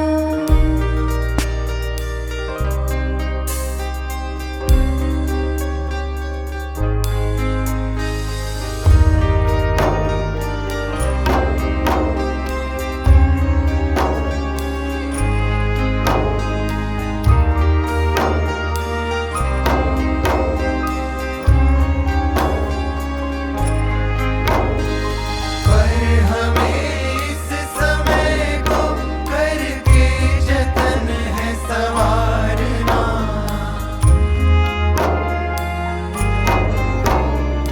पर हमें इस समय को करके जतन है संवारना। कंठ डूबे व्यक्ति को है बाह थाम निकालना। यही ध्येय आराधना का सार अब यह समझ आया। यही ध्येय आराधना का सार अब यह समझ आया। मुख दिखे मायूस सबके, चरणों में जब मन लगाया। स्मरण हो आया रुदन जग का प्रभु जब तुम्हें ध्याया।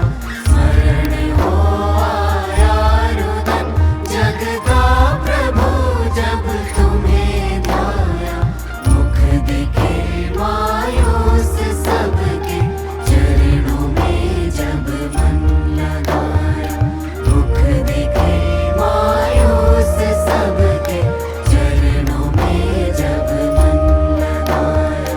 मुख दिखे मायूस सबके, चरणों में जब मन लगाया।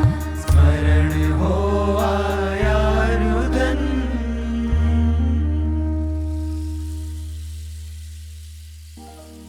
बोलिए उमापति महादेव की, जय गंगाधर महादेव की, जय श्री आशुतोष महाराज जी की, सांचे दरबार की। जय। सजनों, अति पावनी पुण्यदायिनी शिव कथा का हम रसपान कर रहे हैं श्री आशुतोष महाराज जी के शिष्य डॉक्टर सर्वेश्वर जी के मुखारबिंद। और अब समय है भारतीय परंपरा अनुसार, भारतीय संस्कृति अनुसार दीप प्रज्वलन की कथा का निर्वहन करने की, जिसके लिए मैं आग्रह करती हूँ शिव कथा के मुख्य यजमान श्री संजय कांडपाल जी, श्रीमती नीमा कांडपाल जी सेक्टर 15 रोहिणी से, श्री दिनेश गंगवार, श्रीमती अमनजोत कौर द्वारका से, श्रीमती निशा सिंघल, श्रीमती रीता सिंघल जी नेहरू प्लेस से, श्री ब्रह्मानंद शर्मा जी, श्रीमती विमला शर्मा जी जयपुर से, श्री ब्रिजेंद्र श्रीवास्तव गाजियाबाद से, श्री गौरव गुप्ता, श्रीमती गरिमा गुप्ता नोएडा से, श्री सूरजमल सहरावत, श्रीमती मीना सहरावत द्वारका से, श्री रतन सिंह राठौर, श्रीमती मधु सिंह राठौर जोधपुर से, श्री एस.के. झा, श्रीमती मीना झा पटेल नगर से, श्री शोभरण सिंह, श्रीमती सुनीता चौधरी कड़कड़डूमा से, श्रीमती विभा प्रसाद, श्रीमती तुषीर कांतापाल, श्रीमती सुनीला सिंह कड़कड़डूमा से। आप सबसे आग्रह मंच के निकट आएँ। कथा के उत्सव यजमान हैं श्री आर.एस. अरोड़ा जी, श्रीमती प्रेम अरोड़ा जी पीतमपुरा से, श्रीमती गायत्री तायल, श्रीमती रमा तायल पीतमपुरा से, श्री अक्षत चौहान, श्रीमती नेहा चौहान गुरुग्राम से, श्रीमती रेखा गुप्ता, श्रीमती मंजू तोमर मेरठ से, श्री सुशील साहनी जी, श्रीमती सुरक्षा साहनी जी मेरठ से। आपसे भी आग्रह है मंच के निकट आएँ। आज कथा के दैनिक यजमान हैं श्री रविंद्र सिंह राणा जी, श्रीमती रेखा राणा जी देहरादून से, श्री रामनिवास शर्मा, श्रीमती सूरजमुखी शर्मा विकासपुरी से, श्री हरीश रावत, श्रीमती संगीता रावत देहरादून से, श्री राज नारायण श्रीवास्तव, श्रीमती सरिता श्रीवास्तव देहरादून से, श्री महावीर सिंह रौथान, श्रीमती सुबुद्धि रौथान देहरादून से, श्री त्रिलोक सेठी, श्रीमती सरिता सेठी देहरादून से, श्रीमती विलोचनी ध्यानी, सुपुत्र अजय ध्यानी देहरादून से, श्री गोपाल सिंह बिष्ट, श्रीमती बबीता बिष्ट पिथौरागढ़ से, श्री अशोक गुप्ता, श्रीमती नीरज गुप्ता विकासपुरी से, श्री RK सिंह, श्रीमती गीता सिंह मेरठ से, श्रीमती सुनीता निझावन, सुपुत्र भूपति निझावन कड़कड़डूमा से, श्री प्रमोद बर्थवाल, श्रीमती सुनीता बर्थवाल देहरादून से। आपसे भी आग्रह मंच के निकट आएँ। कथा के भंडारा यजमान हैं श्री सुभाष चंद्र जी, श्री मनीष चंद जी पिथौरागढ़ से। प्रसाद यजमान है श्रीमती आशा देवी, श्रीमती गणेशी देवी पीतमपुरा से, श्रीमती गुंजा, श्रीमती रूना पीतमपुरा से, श्री राम सुधाकर शुक्ला जी पीतमपुरा से, श्रीमती सुनीता शर्मा पीतमपुरा से, श्री ओम प्रकाश यादव रेवाड़ी से, श्रीमती पूनम सतीजा, श्रीमती वीना दुआ सेक्टर 15 रोहिणी से, श्रीमती धर्मवती जी पीतमपुरा से, श्री चंद्रभान जी गोरखपुर से, श्री नैना सिंह जी मेरठ से। आप सभी से आग्रह कृपया मंच के निकट आएँ। धन्यवाद।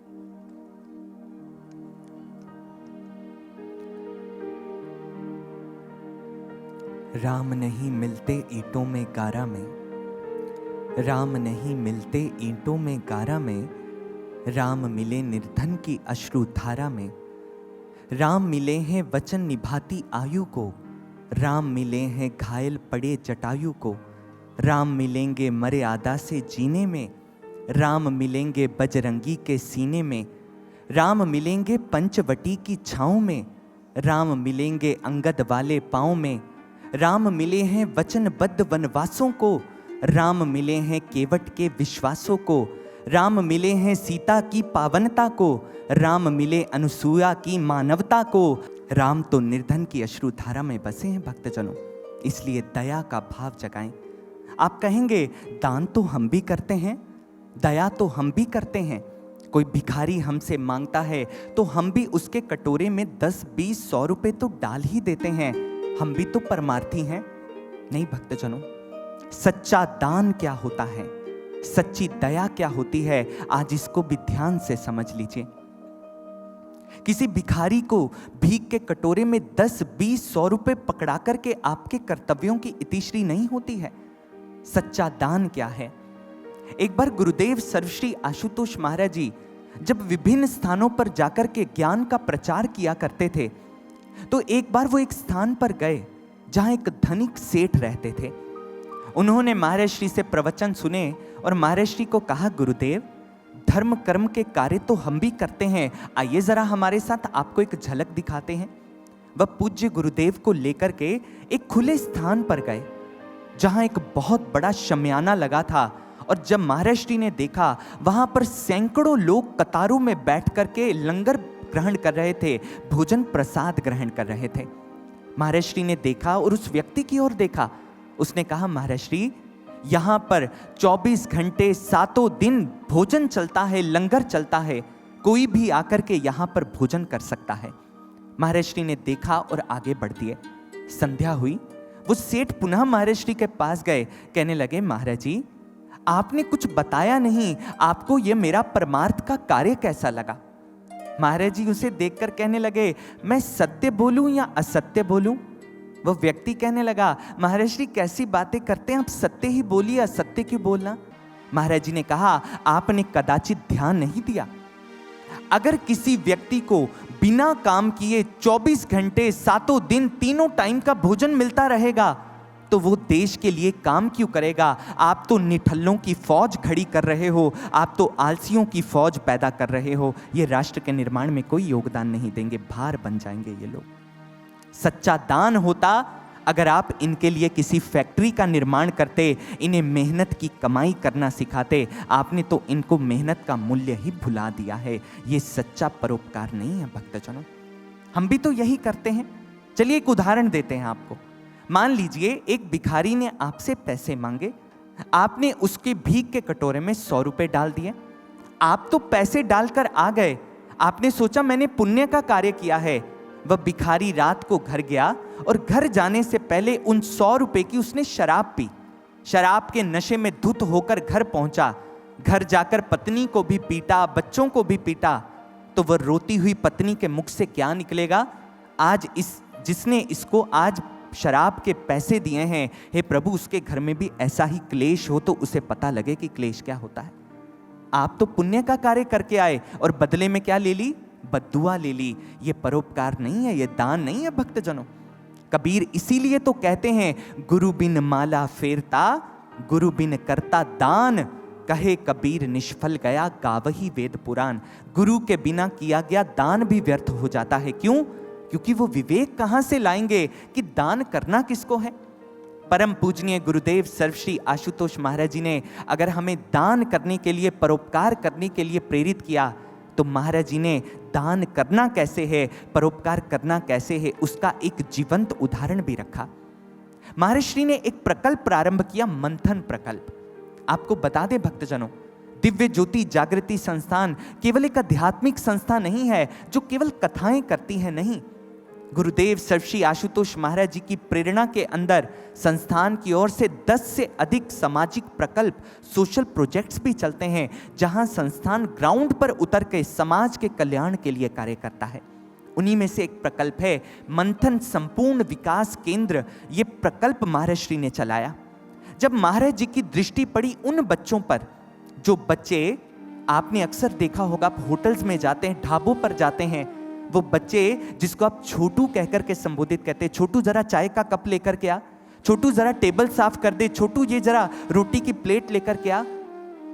या वो बच्चे जो अपने कंधे पर कूड़े का बोझा लेकर के ढोते हैं, जब महाराज जी की दृष्टि उन बच्चों पर पड़ी तो महाराज जी ने कहा, ये बच्चे जिनके कंधों पर कूड़े का बोझ लाद दिया है, अरे इन कंधों पर तो देश का भविष्य टिका हुआ है। इन्हें कूड़े के बोझ तले मत दबाओ, इन्हें शिक्षित करो, शिक्षा के प्रकाश में आगे बढ़ाओ। जब महाराज जी ने ऐसा कहा तो महाराज जी को बताया गया, महाराज जी इनके जो घर वाले हैं वो साधन संपन्न नहीं है, ये अभावग्रस्त क्षेत्र से आते हैं। तो महाराज जी ने कहा तो हम इनके लिए विद्यालय खोलेंगे, स्कूल खोलेंगे, और महाराज जी से प्रेरणा लेकर के उनके शिष्य शिष्याएं आगे बढ़े। ऐसे क्षेत्रों में गए जहां पर झुग्गी झोंपड़ियां अत्यधिक हैं, वहां जाकर के सर्वे किया गया, काउंसलिंग की गई, और आज उन बच्चों के लिए संपूर्ण विकास केंद्रों के नाम से स्कूल खोल दिए गए हैं। और आपको जानकर प्रसन्नता होगी भक्तजनों, वो बच्चे जो कल तक होटल या ढाबों पर मेज साफ किया करते थे, आज अपने हाथों में किताबें लेकर के आज शिक्षा के प्रकाश में जीवन को रोशन कर रहे हैं। ये गुरुदेव की कृपा है भक्तजनों। वो बच्चे जो कल को अपने कंधों पर कूड़े का बोझ लेकर के चला करते थे, आज वही बच्चे किताबों का बैग लेकर के खुशी खुशी स्कूल जाते हैं। और अभी हाल ही में उन्हीं स्कूलों से पढ़ने वाले बहुत से बच्चों ने नीट का एग्जाम क्लियर किया है, जेई का एग्जाम क्लियर किया है, और वो बच्चे इंजीनियरिंग और डॉक्टरी की पढ़ाई के लिए आगे बढ़ गए हैं। ये है सच्ची समाज सेवा भक्तजनों, ये है सच्चा दान। करना चाहते हैं आप दान तो बढ़िए आगे। मंथन प्रकल्प में उन बच्चों की पढ़ाई का खर्चा कौन उठाता है? आप जैसे सज्जन। अगर महादेव की कृपा से आपको प्रभु ने इतना दिया है तो आगे बढ़िए। करना चाहते हैं दान तो केवल मात्र एक भिखारी के कटोरे में पैसे डाल करके मत सोचिए कर्तव्य पूरे हो गए। जो शिक्षा आपका बच्चा पा रहा है, क्या उसके बच्चे को वो शिक्षा नहीं मिलनी चाहिए? उसका अधिकार नहीं है? अगर आप भी सच्चा परोपकार करना चाहते हैं, सच्चा दान, तो आप इन बच्चों की पढ़ाई का खर्च उठा सकते हैं। 1 साल की पढ़ाई का खर्च, उनकी किताबों का खर्च, उनकी स्टेशनरी का खर्च, उनकी यूनिफॉर्म का खर्च उठाइए। और भक्तजनों, जब हम उन बच्चों से मिलने जाते हैं ना, तो वो बच्चे पूछते हैं हमारी पढ़ाई का खर्चा किसने उठाया है? तो जब उन्हें बताया जाता है, तब उनके दिल से जो दुआ निकलती है तो वो सच्चा महादेव का आशीर्वाद होता है। जीवन धन्य हो जाता है ऐसे बच्चों की आशीर्वाद दुआएं लेकर के। आप भी मंथन प्रकल्प के सहायतार्थ अपना योगदान दे सकते हैं। और भक्तजनों, हम इसे दान नहीं कहते हैं। महाराज जी कहते दान नहीं है, ये तो योगदान है। क्यों? क्योंकि वो सब हमारा ही अंग है, हम सब समाज के अंग हैं। दान नहीं कर रहे, हम योगदान कर रहे हैं। आगे बढ़कर योगदान कीजिए और महादेव की कृपा का दान प्राप्त कीजिए। दान तो महादेव करते हैं, हम तो योगदान करते हैं। अगर आप मंथन प्रकल्प के सहायता करना चाहते हैं तो बाद में पीछे काउंटर पर आप संपर्क भी कर सकते हैं। तो यहीं नीलकंठ महादेव का चरित्र हमें संदेश देता है और इस प्रकार से आज सूत जी ने शौनक आदि ऋषियों को नीलकंठ स्वरूप की गाथा सुनाई। तदोपरांत आज शिव पुराण की रुद्र संहिता का प्रथम खंड प्रारंभ होता है जिसे सृष्टि खंड कहा जाता है। इस खंड के अंतर्गत आज शौनक आदि ऋषियों ने सूत जी से सृष्टि रचना के बारे में पूछा। उन्होंने कहा, सूत जी, ये सृष्टि कैसे बनी, किस प्रकार इतनी विस्तृत सृष्टि का निर्माण हुआ, हमें वह आदि काल की घटना का वर्णन कीजिए। शौनक आदि ऋषियों ने का प्रश्न सुनकर के सूत जी महाराज कहने लगे, आदि काल में ब्रह्मदेव को सृष्टि रचना का कार्य सौंपा गया और भगवान विष्णु को सृष्टि पालन का कार्य सौंप दिया गया। ब्रह्मदेव आज ब्रह्मलोक में आए और उन्होंने सृष्टि रचना का कार्य प्रारंभ किया। सृष्टिकर्ता ब्रह्मा ने जो प्रथम सृष्टि की, इसे कहते हैं मानसी सृष्टि। ये मानसी सृष्टि क्या होती है? मन से सृष्टि करना, यानी मन से अपनी संतानों को उत्पन्न किया ब्रह्मदेव ने। वो मन में जिस भी संतान का चिंतन करते, वो संतान उनके सामने प्रकट हो जाती। इस प्रकार ब्रह्मदेव ने सनकादिक ऋषियों को जन्म दिया, सप्त ऋषियों को जन्म दिया, देवर्षि नारद को जन्म दिया, दक्ष प्रजापति, रुचि प्रजापति इत्यादि प्रजापतियों को जन्म दिया। ये सब ब्रह्मा जी के मानस पुत्र कहलाए, यानी जो मन से पैदा हुए थे। लेकिन अब ब्रह्मा जी सोचने लगे, मैं कब तक मन से संतानें पैदा करता रहूंगा, ऐसे तो मेरी सृष्टि विस्तार को प्राप्त नहीं कर पाएगी। ब्रह्मदेव आज चिंतित हो गए और चिंतित होकर के आज वह ब्रह्मलोक में ही महादेव का स्मरण करने लग गए। ब्रह्मदेव ने अपने नेत्र मूंदे और हाथ जोड़ करके महादेव का स्मरण कर कहने लगे, हे महादेव, आपने जो जगत रचना का कार्य मुझे सौंपा है, वह कार्य मैं उत्तम प्रकार से पूर्ण नहीं कर पा रहा। प्रभु, मेरा मार्गदर्शन कीजिए, मेरी ये सृष्टि विस्तार नहीं प्राप्त कर पा रही, मुझे मार्ग सुझाइए। ब्रह्मदेव ने जब पुकार की, एकाएक आज ब्रह्मदेव के सामने एक तीव्र प्रकाश पुंज प्रकट हो गया। ब्रह्मदेव ने जैसे ही अपने नेत्र खोले तो देखते ही देखते उस प्रकाश पुंज में साक्षात देवादि देव महादेव अर्धनारीश्वर रूप में प्रकट हो गए। बोलिए अर्धनारीश्वर महादेव की जय, अर्धनारीश्वर महादेव की जय। महादेव का जो वामांग था वो शक्ति का था और जो दायां भाग था वो शिव का था। जैसे ही आज इतना सुंदर स्वरूप ब्रह्मदेव ने देखा, कहने लगे, प्रणाम हे अर्धनारीश्वर महादेव, मेरा प्रणाम स्वीकार कीजिए। प्रभु ने कहा, कहिए ब्रह्मदेव, किस हेतु हमारा स्मरण किया है? ब्रह्मदेव ने कहा, प्रभु, मैं सृष्टि को विस्तार नहीं दे पा रहा, आप मेरा मार्गदर्शन कीजिए। उसी समय महादेव ने कहा, ब्रह्मदेव, बिना शक्ति के सृष्टि विस्तार को नहीं पाएगी, इसलिए मैं आज से स्वयं को विभक्त करता हूं। और महादेव के वामांग में जो शक्ति का भाग था, महादेव ने उसे स्वयं से पृथक कर दिया और वो शक्ति निराकार होकर के पूरे संसार में व्याप्त हो गई। महादेव ने कहा, जाइए ब्रह्मदेव, अब मेरी शक्ति भी सृष्टि रचना में आपका सहयोग करेगी, जाइए सृष्टि रचना का कार्य पुनः प्रारंभ कीजिए। ये कहकर के महादेव अंतर्धान हो गए और ब्रह्मदेव ने पुनः सृष्टि रचना का कार्य प्रारंभ किया। कहते, अब की बार जब ब्रह्मदेव ध्यान में बैठे, देखते ही देखते उनके भीतर से दो आकृतियां निकली और उनमें से एक ने पुरुष का रूप धारण कर लिया और दूसरे ने स्त्री का रूप धारण कर लिया।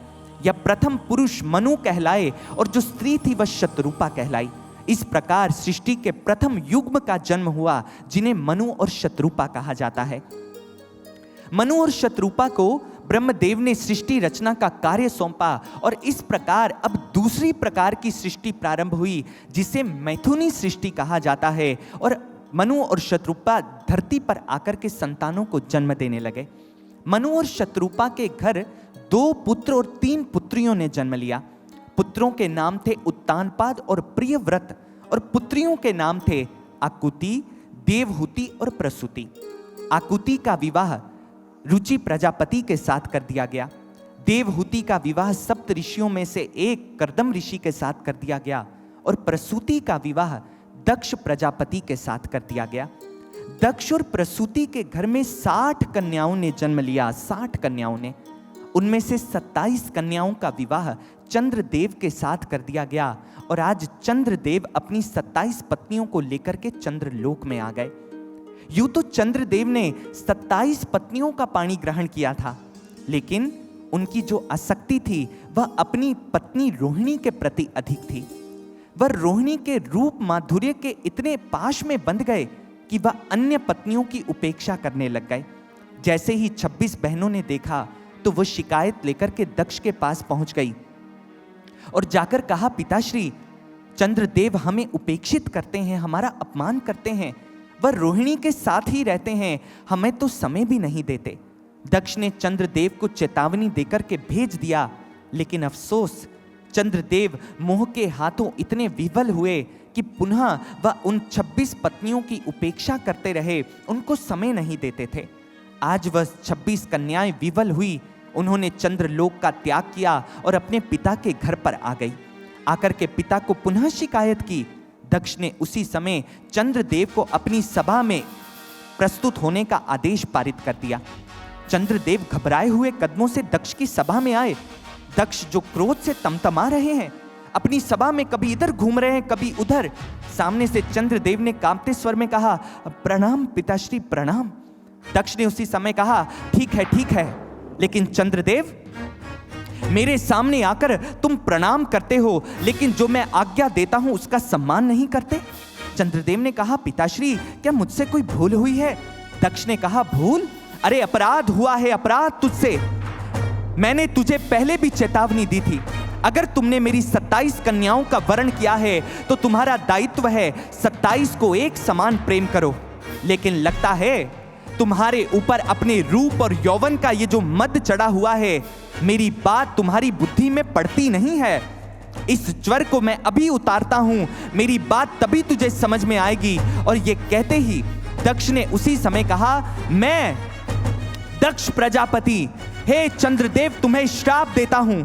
जिस रूप के अभिमान में आकर के तुम मेरी पुत्रियों का अपमान करते हो, वह रूप शीघ्र ही क्षय रोग से ग्रसित हो जाएगा और यह क्षय रोग धीरे धीरे तुझे मृत्यु की ओर ले जाएगा। तू निरीह पशु की मानिंद वन में अपने प्राणों को त्यागेगा। ये मेरा श्राप है चंद्रदेव, मेरा श्राप है। इतना कहकर के दक्ष अपने पांव पटकते हुए अपनी सभा का त्याग करके चले गए और चंद्रदेव उसी समय भूमि पर गिर पड़े। जैसे ही दक्ष का ये उच्च स्वर सबने सुना, सारे उस सभा में आ गए। सब देख रहे हैं, चंद्रदेव की देह पर क्षय रोग के लक्षण दिखने लग गए। चंद्रदेव को सांस लेने में कठिनाई होने लगी। चंद्रदेव ने देखा सामने उनकी 27 पत्नियां खड़ी हुई हैं। उनकी श्वशुर थे जो दक्ष थे, उन्होंने श्राप दे दिया है। उनकी सास खड़ी है, सारे देवगण खड़े देख रहे हैं। चंद्रदेव ने अपनी पत्नियों को कहा, सुनो सुनो, कोई मेरे पास आओ, मेरे श्राप से मुक्ति दो, इस श्राप से मेरी रक्षा करो। जब सारी पत्नियों ने देखा, अरे इन पर तो क्षय रोग के लक्षण आ गए हैं, अगर हम इनके पास गए कहीं ये रोग हमें भी ना हो जाए। चंद्रदेव जोर जोर से सांस ले रहे हैं, सांस लेने में कठिनाई हो रही है। 27 पत्नियों ने उनका त्याग कर दिया और उन्हें छोड़ करके जाने लगी। चंद्रदेव ने रोहिणी को आवाज दी, रोहिणी तुम तो रुक जाओ। रोहिणी देखो, मैं तुमसे कितना प्रेम करता हूं, तुम्हारे कारण ही तो मुझे ये श्राप मिला हो, तुम तो मुझे ना छोड़ करके जाओ। रोहिणी ने कहा, स्वामी क्षमा कीजिए, आपको तो श्राप मिल गया, लेकिन मेरा तो पूरा जीवन शेष पड़ा है।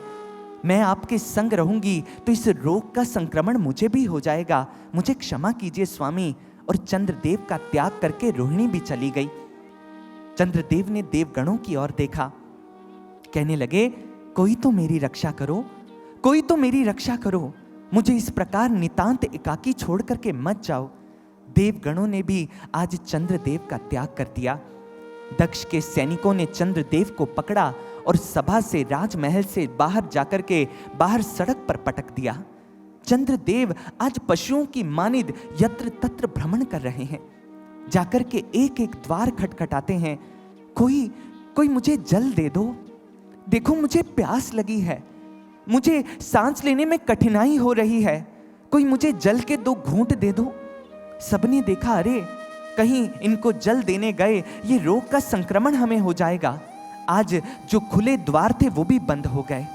चंद्रदेव गिरते पड़ते हर द्वार पर अलग जगा रहे हैं। कोई तो मेरी पुकार सुनो।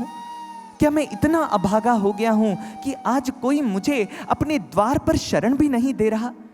चंद्रदेव करते करते नगर की सीमा से बाहर आ गए। सामने एक सघन वन था। चंद्रदेव उस वन के अंदर प्रवेश कर गए। जैसे ही वन के अंदर गए, सामने एक शिला थी। उस शिला तक पहुंचने में भी इतनी कठिनाई हो रही है, कभी पेड़ों का सहारा ले रहे हैं, गिरते पड़ते उस शिला के पास आकर मानो भूमि पर गिर ही पड़े। शिला की टेक ली, आंखों से अश्रु झरने लग गए। मन ही मन सोचने लगे, ये संसार कितना छोटा है ना।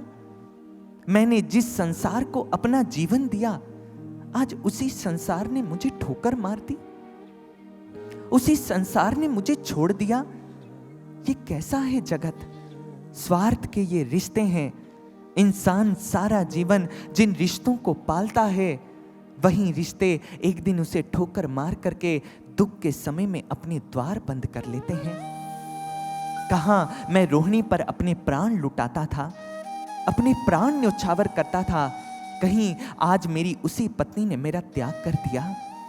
उसी समय चंद्रदेव की आंखों से 2 अश्रु आ गए और वो अश्रु लुढ़क कर भूमि पर गिर गए। चंद्रदेव ने एक दुख भरी आह भरी। मन ही मन सोचने लगे कि मैं कहां जाऊं, किसके पास जाऊं? अब तो मेरे अपनों ने भी मुझसे मुख मोड़ लिया। मेरे खुद के श्वसुर ने मुझे श्राप दे दिया, मेरी पत्नियों ने मुझे छोड़ दिया, मेरे देवगणों ने मुझे छोड़ दिया। क्या है कोई द्वार जो मुझ अभागे को अपनाएगा? क्या है कोई जो मुझे अपनी शरण में लेगा? चंद्रदेव अभी सोच ही रहे थे, एकाएक उन्हें वो क्षण स्मरण हो आया जिस समय महादेव ने उन्हें सृष्टि में प्रकाश फैलाने का दायित्व दिया था। चंद्रदेव को स्मरण हो आया, महादेव, महादेव देखिए, आपके चंद्र पर संकट आया है प्रभु। सारा जगत जिसे छोड़ देता है, उसे मेरे महादेव धारण करते हैं। सारा जगत जिसे ठोकर मारता है, उसे महादेव अपनाते हैं। महादेव, मुझे अपना लेंगे ना आप? मुझे छोड़ेंगे तो नहीं महादेव? देखिए, मैं आज आपकी शरण में आया हूं प्रभु। आपने मुझे जगत में प्रकाश फैलाने की, शीतलता प्रदान करने का दायित्व दिया था, लेकिन देखिए ना नाथ, आज तो श्राप के ज्वर से मेरी देह दहकने लग गई है। मुझे अपनी कृपा का अमृत दान देकर के शीतलता दीजिए नाथ। जगत को रोशनी देने वाला ये चंद्र मृत्यु के अंधकार में उसका जीवन डूब रहा है। महादेव, मेरी रक्षा कीजिए। मैंने सुना है, जब सारे सहारे छूट जाते हैं तो आप उसे अपनाते हैं। हे महादेव, भूतों प्रेतों को सहारे देने वाले भूतनाथ हैं। नाग, किन्नरों और दानवों को अपनाने वाले भूतनाथ हैं आप। हे महादेव, आज इस चंद्र के भी नाथ बन जाइए प्रभु। मेरा जीवन संकट में है प्रभु, मुझे दर्शन दीजिए प्रभु, मुझे दर्शन दीजिए। मेरे अपनों ने मुझे छोड़ दिया है, मुझे अनाथ ना कीजिए नाथ, मुझे सनाथ कीजिए प्रभु। मुझे दर्शन दीजिए, मुझे दर्शन दीजिए, मुझे दर्शन दीजिए।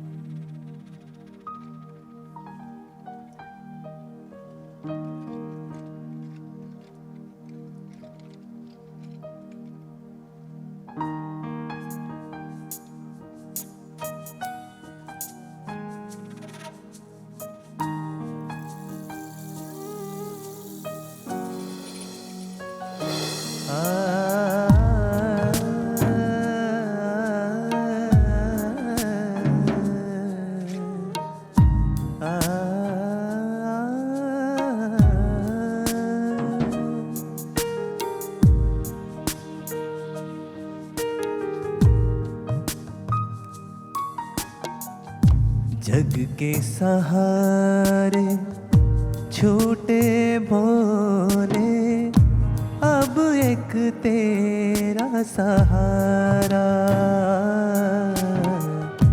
जग के सहारे छूटे भोले अब एक तेरा सहारा। किस दर जाके झोली फैलाऊं, किस दर जाके झोली फैलाऊं, दिखता ना अब कोई द्वारा, जग के सहारे छूटे भोले अब एक तेरा सहारा। किस दर जाके झोली फैलाऊं, दिखता ना अब कोई द्वारा, जग के सहारे छूटे भोले।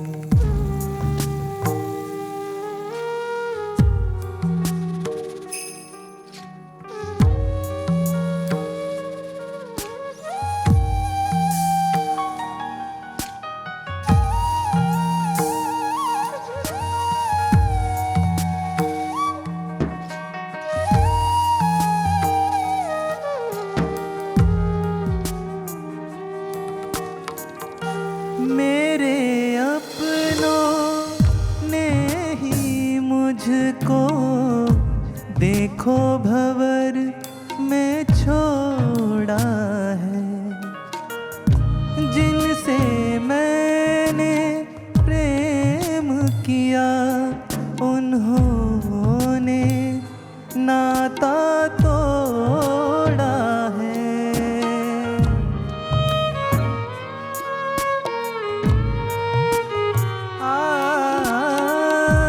मेरे अपनों ने ही मुझको देखो भंवर में छोड़ा है, जिनसे मैंने प्रेम किया उन्होंने नाता तोड़ा है।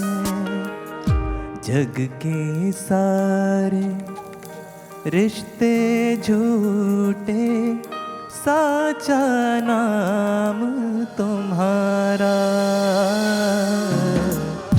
किस दर जाके झोली फैलाऊं,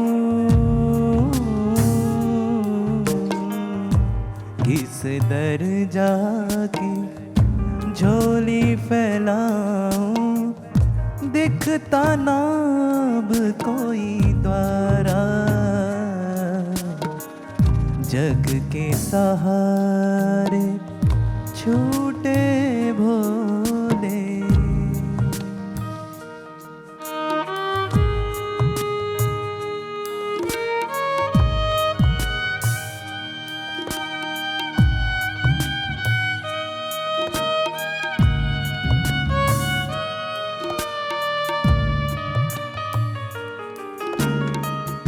मैं अपराधी जन्म जन्म का, क्या मुझको अपना लोगे?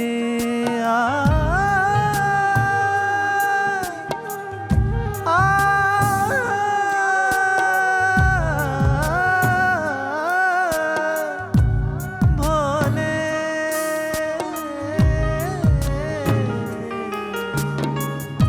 मैं अपराधी जन्म जन्म का, क्या मुझको अपना लोगे? भूल को मेरी भूल के भोले अपना मुझे बना लोगे।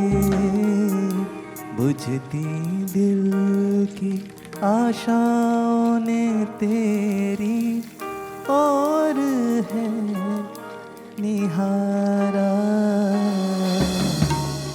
किस दर जाके झोली फैलाऊं, दिखता ना अब कोई द्वारा।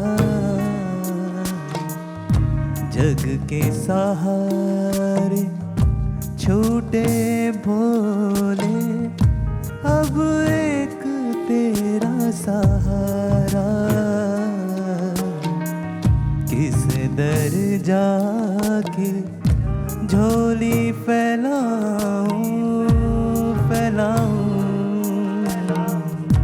किस दर जाके झोली फैलाऊं, दिखता ना अब कोई द्वारा। जग के सहारे छूटे भोले, अब एक तेरा सहारा। अब एक तेरा सहारा। अब एक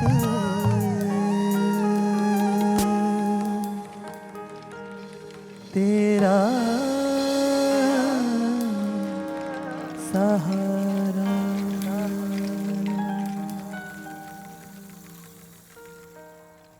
मैं तुम्हारी मौन करुणा का सहारा चाहता हूँ, जो तुम्हें कर दे द्रवित वह अश्रु धारा चाहता हूँ। जानता हूँ इस जगत में फूल की आयु है कितनी, और यौवन की उभरती सांस में वायु है कितनी। इसलिए आकाश का विस्तार सारा चाहता हूँ, मैं तुम्हारी मौन करुणा का सहारा चाहता हूँ। जोड़कर कण कण कृपण आकाश ने तारे सजाए, जो कि उज्जवल हैं सही पर क्या किसी के काम आए। प्राण मैं तो मार्गदर्शक एक तारा चाहता हूँ, जो तुम्हें कर दे द्रवित वह अश्रु धारा चाहता हूँ। ये उठे कैसे प्रभंजन, जुड़ गई सारी दिशाएं। एक माझी एक तरणी और कितनी आपदाएं। क्या कहूँ मझधार में ही मैं किनारा चाहता हूँ।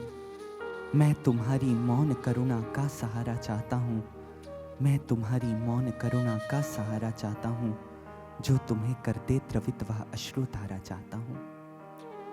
आज चंद्रदेव अपने हृदय की पुकार महादेव के सामने रख रहे हैं।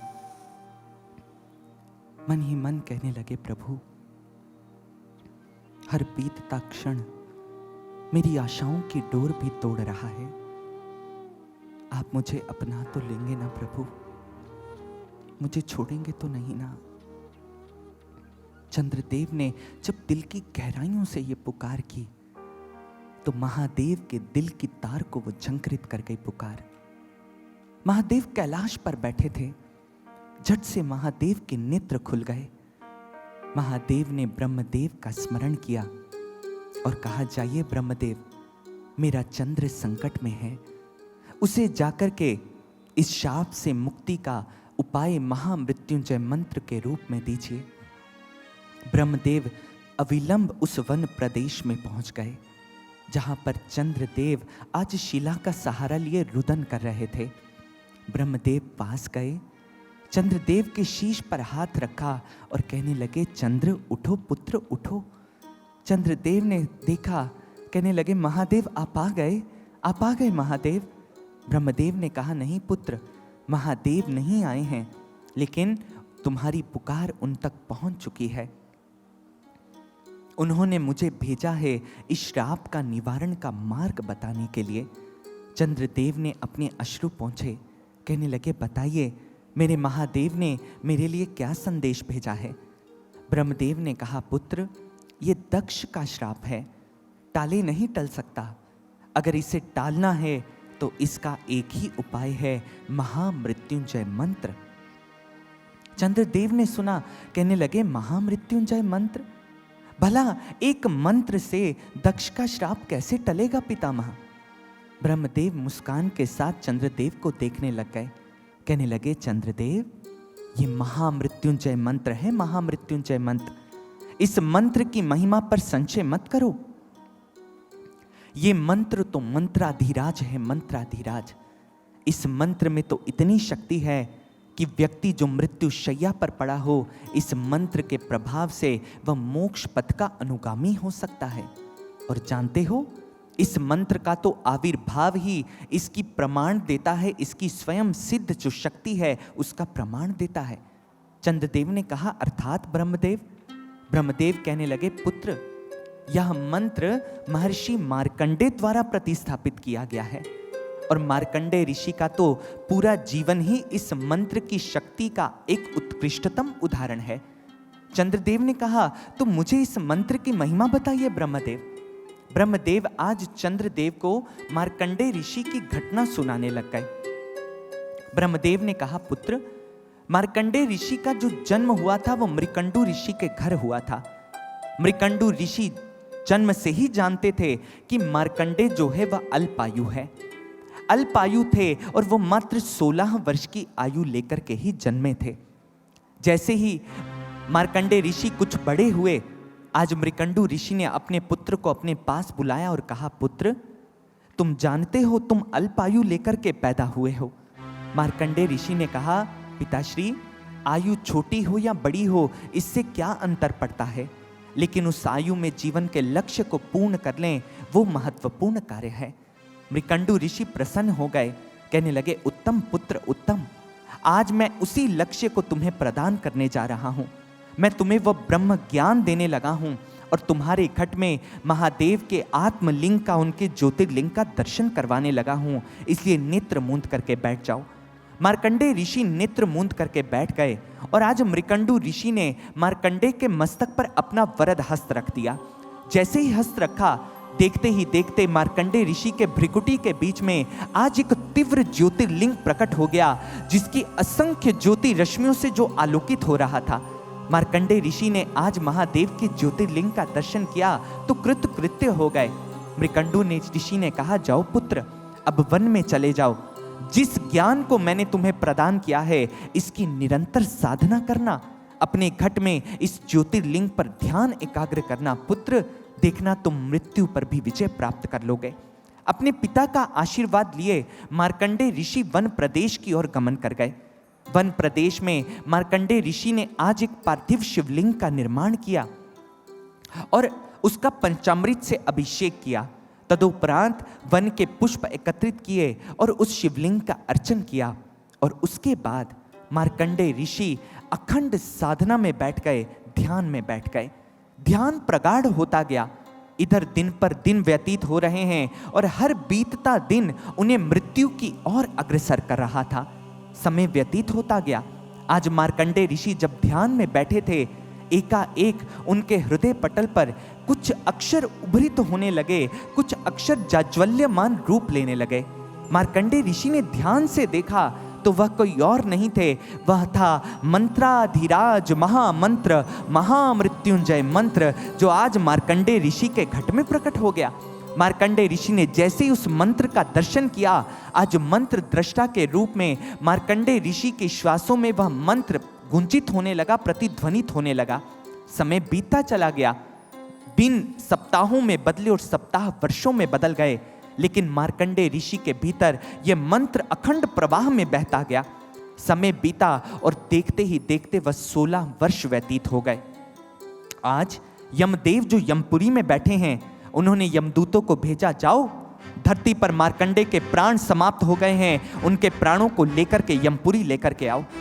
यमदूत धरा पर आए और जिस वन में मार्कंडे ध्यान कर रहे थे, जाकर के उसके प्राणों को उत्सर्जन करने का प्रयास किया, लेकिन यह क्या, जैसे ही वह मार्कंडे के समीप गए जो ध्यानस्थ थे, एक अदृश्य शक्ति ने उन्हें दूर पटक दिया।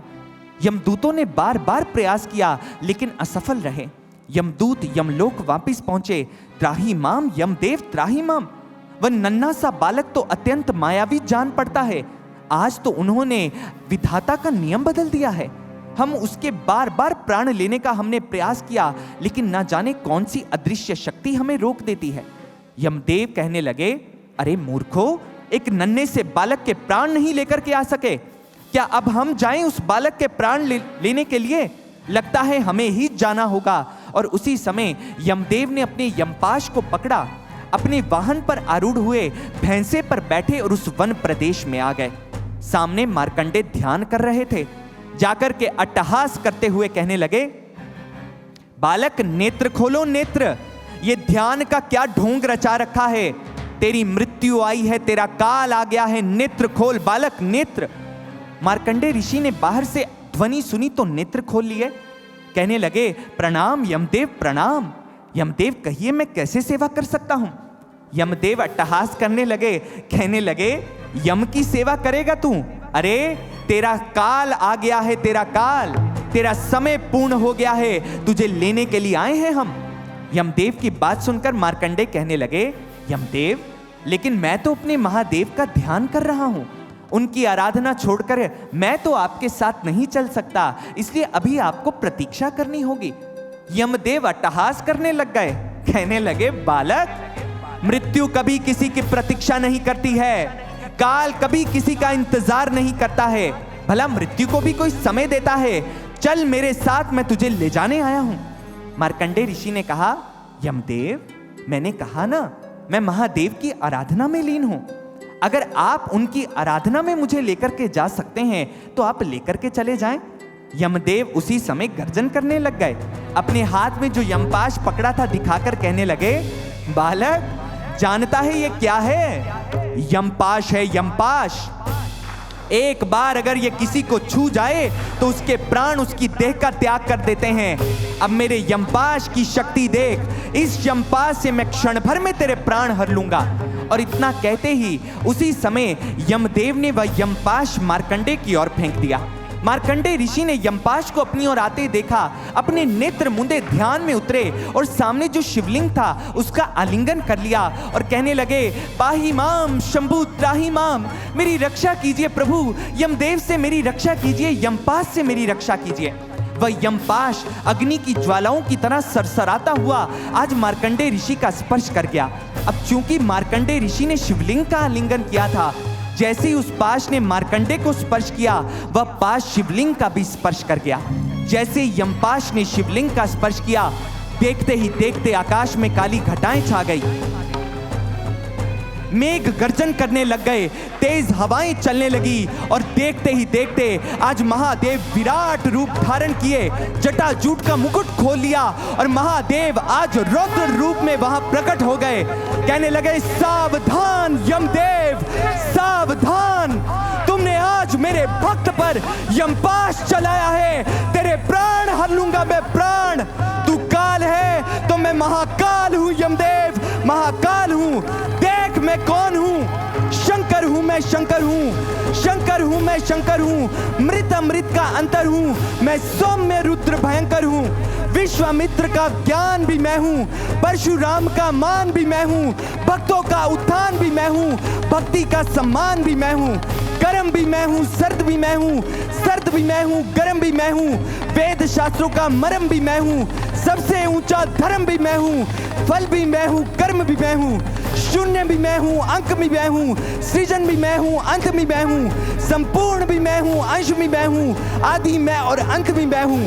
कोलाहल एकांत भी मैं हूं, युद्ध भी मैं हूं, शांत भी मैं हूं, वेद भी मैं, वेदांत भी मैं हूं, ज्ञानों का सीमांत भी मैं हूं, पंच तत्वों का सार भी मैं हूं, जीत भी मैं हूं, हार भी मैं हूं, भक्तों का आधार भी मैं हूं, संपूर्ण विश्व का भार भी मैं हूं, गगन भी मैं और धरती मैं हूं, ब्रह्मांड चलाती शक्ति मैं हूं, अपने भक्तों का त्राता मैं, सौम्य रुद्र भयंकर हूं। मैं शंकर हूं, मैं शंकर हूं, मैं शंकर हूं, मैं शंकर हूं, मैं शंकर हूं, मैं शंकर हूं। इतना कहते ही महादेव ने अपने त्रिशूल को उठाया और जैसे ही यमदेव पर प्रहार करने लगे, यमदेव चरणों में गिर गए। क्षमा महेश्वर, क्षमा, क्षमा कीजिए प्रभु, मुझे क्षमा कर दीजिए, मुझसे अपराध हो गया प्रभु, मुझसे अपराध हो गया।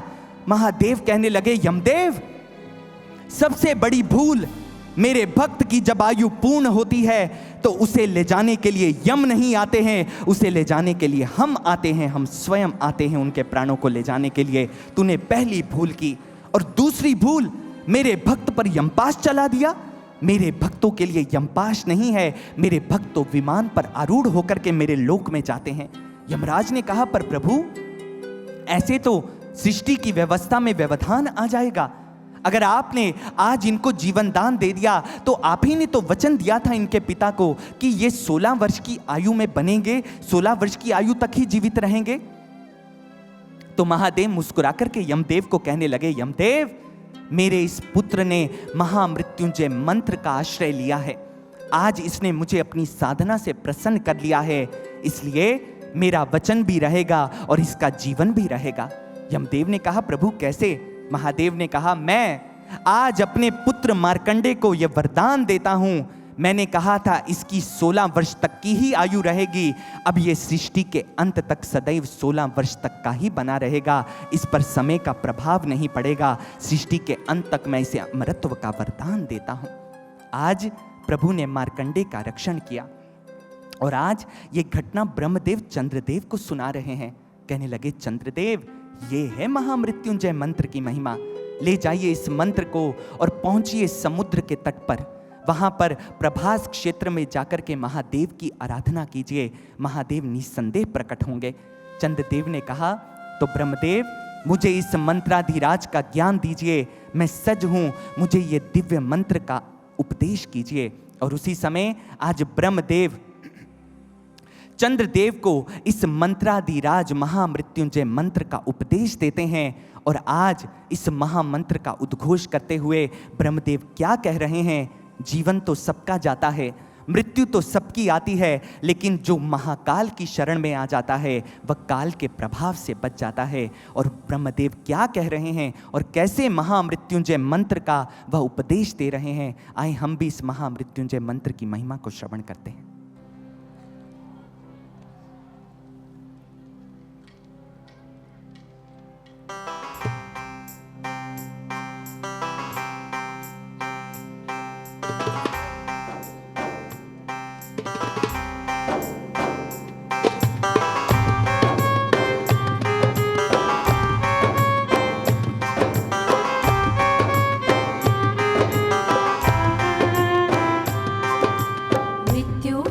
सत्य जीवन का तुझको ये चेताए,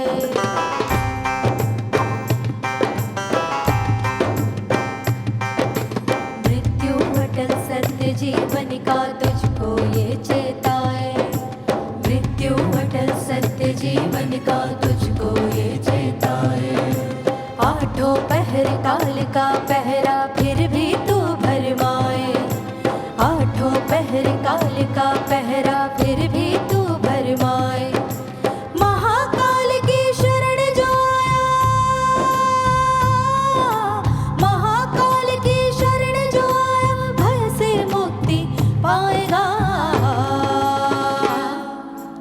ओम त्र्यंबकम यजामहे सुगंधिम पुष्टिवर्धनम उर्वारुकमिव बंधनान् मृत्योर्मुक्षीयमामृता। ओम त्र्यंबकं यजामहे सुगंधिं पुष्टिवर्धनम् उर्वारुकमिव बन्धनान् मृत्योर्मोक्षीयमामृतात्। ओम त्र्यंबकं यजामहे सुगंधिं पुष्टिवर्धनम् उर्वारुकमिव बन्धनान् मृत्योर्मोक्षीयमामृतात्।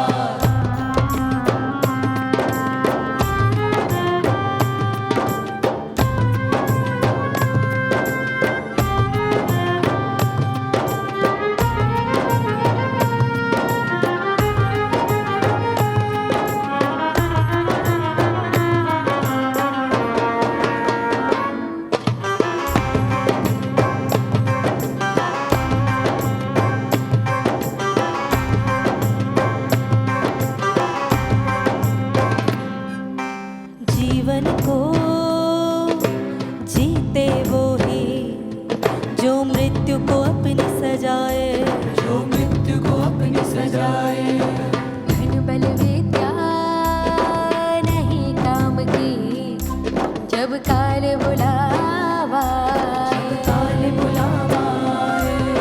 जीवन को जीते वो ही जो मृत्यु को अपनी सजाए,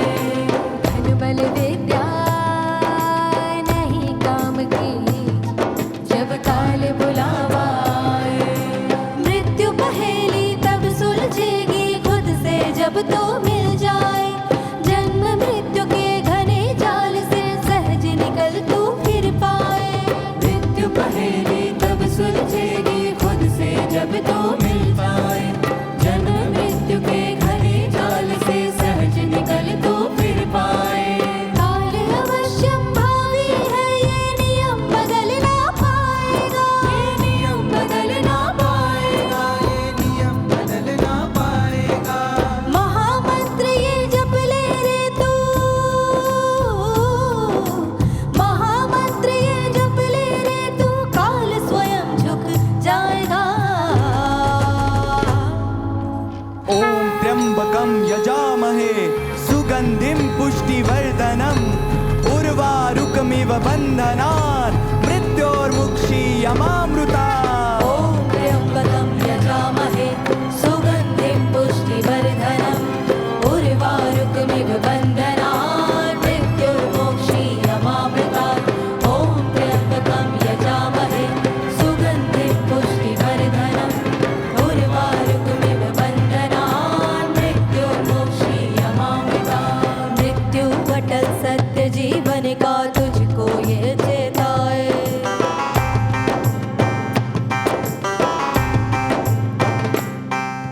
मृत्यु अटल सत्य जीवन का तुझको ये चेताए। आठों पहर काल का पहरा फिर भी तू भरमाए, आठों पहर काल का पहरा फिर भी तू भरमाए। महाकाल की शरण जो आया, महाकाल की शरण जो आया, भय से मुक्ति पाएगा। ओम त्र्यंबकम यजामहे सुगंधिम पुष्टिवर्धनम उर्वारुकमिव बंधनात् मृत्योर्मुक्षीयमामृतात्। ॐ त्र्यम्बकं यजामहे सुगन्धिं पुष्टिवर्धनम् उर्वारुकमिव बन्धनात् मृत्युर्मोक्षीयमामृतात्। ॐ त्र्यम्बकं यजामहे सुगन्धिं पुष्टिवर्धनम् उर्वारुकमिव बन्धनात् मृत्युर्मोक्षीयमामृतात्। ॐ त्र्यम्बकं यजामहे सुगन्धिं पुष्टिवर्धनम् उर्वारुकमिव बन्धनात् मृत्युर्मोक्षीयमामृतात्। ॐ त्र्यम्बकं यजामहे सुगन्धिं पुष्टिवर्धनम् उर्वारुकमिव बन्धनात् मृत्युर्मोक्षीयमामृतात्। और आज ब्रह्मदेव ने इस महामृत्युंजय मंत्र का उपदेश चंद्रदेव को दिया। चंद्रदेव प्रभास क्षेत्र में चले गए समुद्र के तट पर, जहां पर उन्होंने महादेव के पार्थिव शिवलिंग का निर्माण किया और इस महामृत्युंजय मंत्र का जाप करने लग गए। शिव पुराण बताता है उन्हें 6 मास व्यतीत हो गए इस मंत्र का अखंड जाप करते हुए। और आज 6 मास के बाद समुद्र के तट पर गहरी रात्रि थी। रात्रि के अंधकार में जब आज चंद्रदेव ध्यान कर रहे थे और मंत्र जाप कर रहे थे, एकाएक समुद्र की उस घोर गर्जन के बीच में एक दिव्य प्रकाश पुंज प्रकट हो गया। चंद्रदेव की आंखें चुंधियाने लगी, आंखें मसल मसल कर देख रहे हैं कौन है। और जैसे ही आज चंद्रदेव ने आंखें खोल करके देखा, सामने हमारे देवाधिदेव महादेव आज प्रकट हो गए हैं चंद्रदेव के सामने। जैसे ही चंद्रदेव ने देखा, आज चरणों में शीश नवा दिया। भोलेनाथ आप आ गए, प्रभु आप आ गए मुझे दर्शन देने के लिए। प्रभु ने कहा, हाँ चंद्रदेव, मैं तुम्हारी आराधना से प्रसन्न हूँ, मांगो वर मांगो मुझसे। चंद्रदेव ने कहा, प्रभु मुझे इस श्राप से मुक्ति चाहिए, मैं मृत्यु को वरण नहीं करना चाहता हूँ। प्रभु कहने लगे, चंद्रदेव ये दक्ष का श्राप है, टाले नहीं टल सकता। उसने तुम्हें क्षय रोग होने का श्राप दिया है, लेकिन तुमने यह मंत्र जपा है तो इसका भी प्रभाव रहेगा। मैं तुम्हें ये वरदान देता हूँ, श्राप तो नहीं खत्म होगा, लेकिन हाँ ये वरदान मैं देता हूँ, अब सृष्टि के अंत तक मास के प्रथम 15 दिवस तुम्हारी कलाएं घटेंगी, अर्थात तुम क्षय रोग से ग्रसित रहोगे। और उसके बाद अमावस्या में तुम्हारी मृत्यु हो जाएगी। उसके उपरांत फिर से तुम्हारी कलाएं बढ़ने लग जाएंगी। तुम पुनः पूर्णिमा के दिन अपने पूर्ण रूप में आ जाओगे। इस प्रकार सृष्टि के अंत तक तुम इस श्राप से ग्रसित होकर के भी ग्रसित नहीं रहोगे। चंद्रदेव अब थोड़े से उदास हो गए, कहने लगे, प्रभु तो क्या सृष्टि के अंत तक सदैव मैं इसी प्रकार क्षय रोग से ग्रसित रहूंगा? प्रभु मुस्कुराकर कहने लगे, चंद्रदेव, एक उपाय है। अगर सदा सदा से इस श्राप से मुक्ति चाहते हो तो तुम्हें एक काम करना होगा। चंद्र ने कहा, प्रभु आज्ञा करें। प्रभु कहने लगे, चंद्र, तुम्हें मेरे मस्तक पर आकर के स्थान धारण करना होगा। जब तुम मेरा स्पर्श प्राप्त करोगे तो तुम दक्ष के श्राप से सदा सदा के लिए मुक्त हो जाओगे। चंद्रदेव ने कहा, प्रभु, भोलेनाथ का मस्तक और मुझे आप अपने मस्तक पर स्थान दे रहे हैं। प्रभु, मेरा स्थान तो आपके चरणों में है, मैं चरणों की धूल भी नहीं हूं और आप मुझे मस्तक पर बिठा रहे हैं। प्रभु ने कहा, हाँ चंद्रदेव, तुम्हारी भक्ति है, साधना है जो तुम्हें हम मस्तक पर स्थान दे रहे हैं। उसी समय चंद्रदेव से एक प्रतिकृति निकली और महादेव के मस्तक पर जाकर के विराजित हो गई। भक्तजनों, आपने देखा होगा, आकाश का चंद्रमा जो है उसकी कलाएं तो घटती बढ़ती रहती हैं, लेकिन जो महादेव के मस्तक पर चंद्रमा है वो सदा एक रूप में स्थित रहता है। उसकी कलाएं घटती बढ़ती नहीं हैं, वो सदा सदा के लिए दक्ष के श्राप से मुक्त हो गया। प्रभु ने मुक्त कर दिया। सारे देवगणों ने यह दृश्य देखा तो सारे प्रभास क्षेत्र में आ गए। सबने हाथों में पुष्प पकड़े, कहने लगे, महादेव, हम आज से आपको एक नया नाम देना चाहते हैं। प्रभु ने कहा, कौन सा नाम? सारे देवगणों ने कहा, प्रभु, आपने चंद्र को मस्तक पर धारण किया है, आज से सारा जगत आपको चंद्रशेखर के नाम से जानेगा। बोलिए चंद्रशेखर महादेव की, चंद्रेश्वर महादेव की। चंद्रदेव का उद्धार हो गया। चंद्रदेव कहने लगे, प्रभु, एक वर मुझे भी आपसे चाहिए। प्रभु कहने लगे, कौन सा वर? चंद्रदेव ने कहा, प्रभु, जिस शिवलिंग में मैंने आपकी आराधना की समुद्र के तट पर, इसे ज्योतिर्लिंग के रूप में सदा अभिवंदित करें, इसे महिमा प्रदान करें। प्रभु ने कहा, तो ठीक है, ये स्थान आज से सोमनाथ ज्योतिर्लिंग के रूप से जाना जाएगा। तो बोलिए सोमेश्वर महादेव की, सोमनाथ ज्योतिर्लिंग महादेव की। और इस प्रकार भक्तजनों, सृष्टि का प्रथम ज्योतिर्लिंग जो आज भी गुजरात के सौराष्ट्र जिले में समुद्र के तट पर सोमनाथ मंदिर के रूप में स्थित है, जहां महादेव आज भी वास करते हैं। कितनी सुंदर गाथा को हमने श्रवण किया। लेकिन आप सोच रहे होंगे, ये तो आज बढ़िया सूत्र मिल गया भाई, महामृत्युंजय मंत्र जपो और मृत्यु पर विजय प्राप्त कर लो। ये बढ़िया है, सारा जीवन पाप करो, मरने से पहले महामृत्युंजय मंत्र का जाप करो और हो गई पापों से मुक्ति। ये तो बड़ा सरल तरीका हो गया फिर मुक्ति का। तो नहीं भक्तजनों, अगर आप भी ऐसा सोच रहे हैं ना, तो जरा दोबारा से विचार शुरू कर दीजिए। क्यों? क्योंकि केवल मात्र ऐसे जाप करने से मुक्ति नहीं मिलती है। ये तो बढ़िया हो गया, फिर व्यक्ति सारा जीवन कोई भी कर्म करे, मरने से पहले लोग कहते हैं, जब मैं मरने वाला हूं ना, तो मेरी मृत्यु शैया के आसपास ब्राह्मणों को बिठा देना और कोटि महामृत्युंजय मंत्र का जाप करवा देना, मेरी मुक्ति हो जाएगी। ऐसा नहीं होता भक्तजनों। क्यों नहीं होता? चलिए इसको एक उदाहरण से समझते हैं। कहते एक बार एक ग्वाला था। ग्वाले के पास एक गाय थी। गाय रोज उसको 3 लीटर दूध देती थी। कितना लीटर दूध देती थी? ऊंची आवाज में बोलिए। 3 लीटर। अब उस ग्वाले की एक बेटी थी। उस ग्वाले की बेटी की शादी निर्धारित होगी ठीक 1 महीने बाद। अब दोनों पति पत्नी बैठे बातें करने लगे, कहने लगे, भाग्यवान, देख जरा, अब हमारी एक ही बेटी है, उसका विवाह तो धूमधाम से करना है, अतिथियों को बुलाएंगे और उन्हें खूब मिठाइयाँ खिलानी है। अब मिठाइयाँ बनेगी तो दूध भी चाहिए। अब ले दे के हमारे पास एक ही तो गाय है, बेचारी रोज 3 लीटर दूध देती है। मैं तो ये कहता हूँ विवाह में दूध की बड़ी ज़रूरत पड़ेगी। अब ज़रा थोड़ी सी गणना करते हैं, हमारी गाय रोज कितना लीटर दूध देती है? कितना लीटर? 3 लीटर। और 1 महीने बाद शादी है, 30 दिन है हमारे पास। रोज का 3 लीटर आज से इकट्ठा करेंगे तो 30 दिन बाद कितने लीटर हो जाएगा हमारे पास? कितने लीटर भाई? 90 लीटर। दोनों ने गणना की और उसी समय उसने कहा, तो हो गया भाई फाइनल, आज से गाय को दोहना बंद, सीधा 1 महीने बाद गाय को दोहेंगे और 90 लीटर दूध निकाल लेंगे। अब जी गाय को धोना बंद कर दिया उन्होंने। अब रोज जाता वो ग्वाला, गाय को हरी हरी घास खिलाता, उसे देखता गाय तो भाई हट्टी कट्टी होती जा रही है, और रोज उसको सहलाता और कहता है, ए मेरी प्यारी गैया, दूध संभाल के रखना है, 90 लीटर दूध संभाल के रखना, मिठाइयाँ बनानी हमने दूध से तेरे। और गाय भी रंभा देती सामने से। अब बेचारा ग्वाला सोचता मेरी बात समझ रही है गाय, और कहते क्या हुआ, शादी वाला दिन आ गया, महीना बीत गया। सुबह सुबह वाला उठा और कहने लगा, अरे ओ भाग्यवान, जरा बड़ा सा पतीला लेकर आ, आज कितने लीटर दूध निकालना है? कितने? 90 लीटर दूध। अब भाग्यवान ने बड़ा सा पतीला साफ किया और लेकर के वो बैठ गया।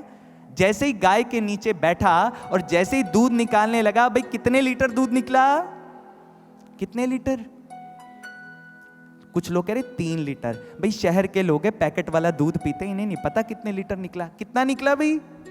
कुछ नहीं निकला, एक बूंद भी दूध की नहीं निकली। क्यों? गाय का दूध ही सूख गया। समझे कुछ?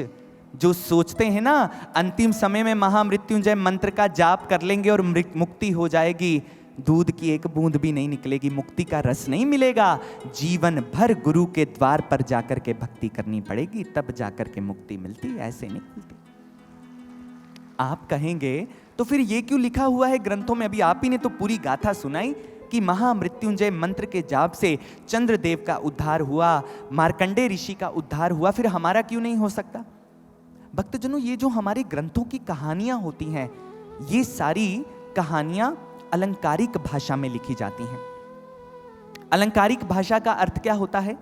जैसे आप आम बातचीत करते हैं, आप कहते हैं कि तेरा जो मुखड़ा है वो तो चांद के टुकड़े जैसा है। क्या सच में चांद का टुकड़ा टूट करके जमीन पर आ गया?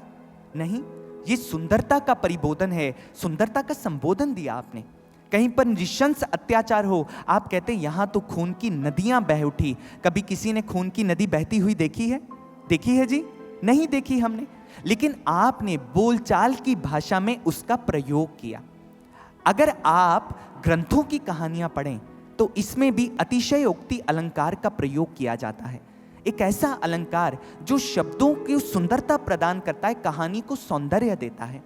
अगर आप इसका अर्थ ज्यों का त्यों ले लेंगे तो आप अर्थ का अनर्थ कर डालेंगे। कैसे?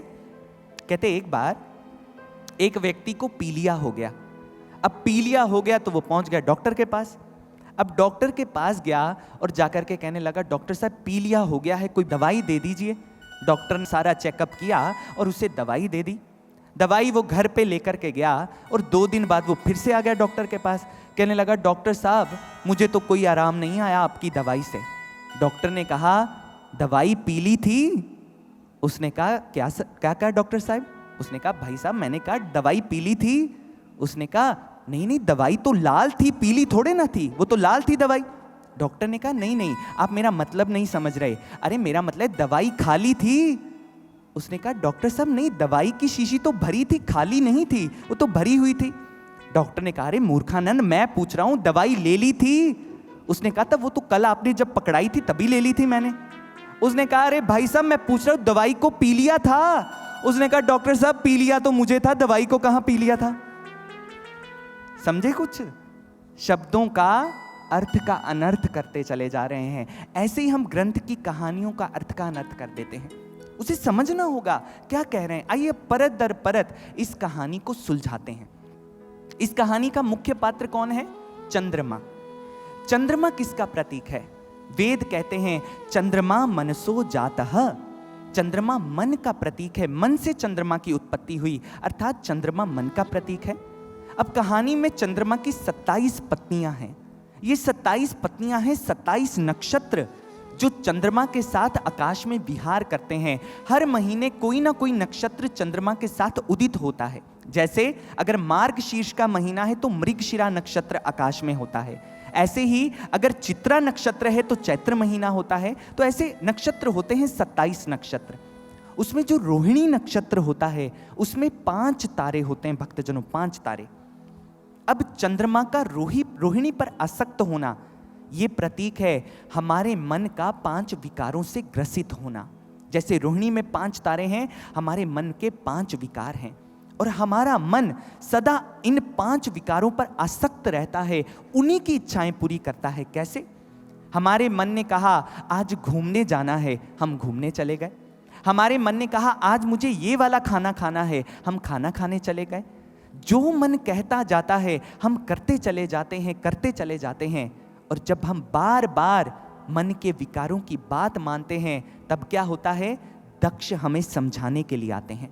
ये दक्ष किसका प्रतीक है? दक्ष प्रतीक है बुद्धि का। जब आप बार बार मन के अधीन गलत कार्य करते हैं तो बुद्धि आपको समझाती है। एक व्यक्ति, सोचिए भक्तजनों, क्या होता है, हमारे अंदर घटता क्या है। एक नशेड़ी व्यक्ति है, सिगरेट पीने गया। वो सिगरेट के पैक पर देख रहा है, वहां इतना बड़ा बड़ा मोटे अक्षरों में लिखा है, इसको पीने से फेफड़ों का कैंसर होता है।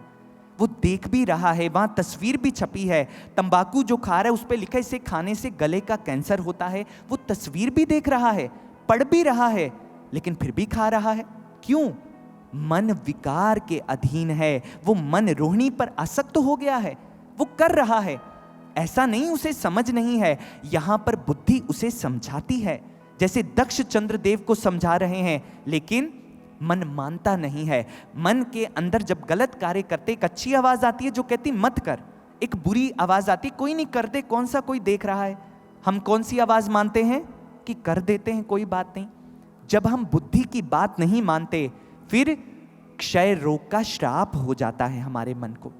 ये क्षय रोग क्या है?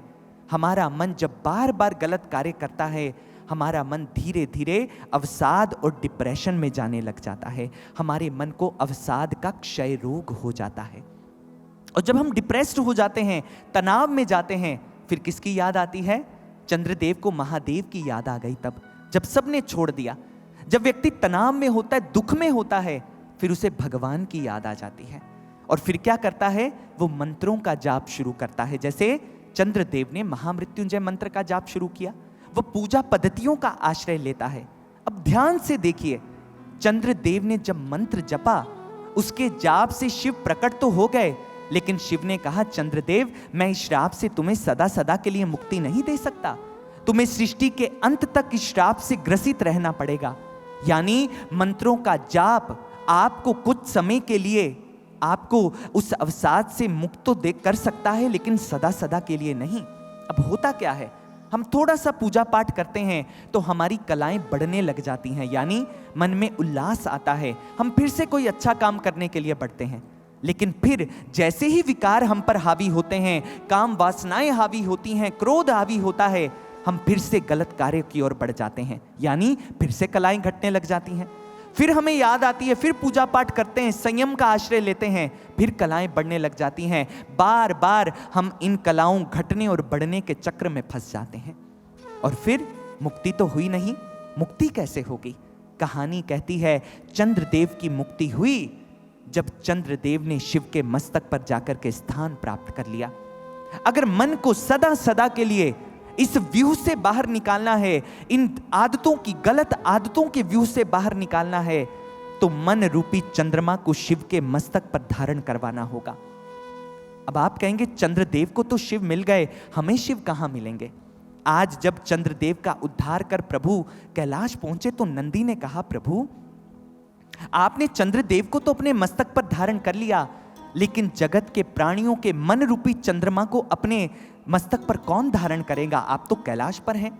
तो महादेव कहने लगे, नंदी मेरा एक रूप सदा धरती पर स्थित रहता है, और जानते हो वो रूप कौन सा है?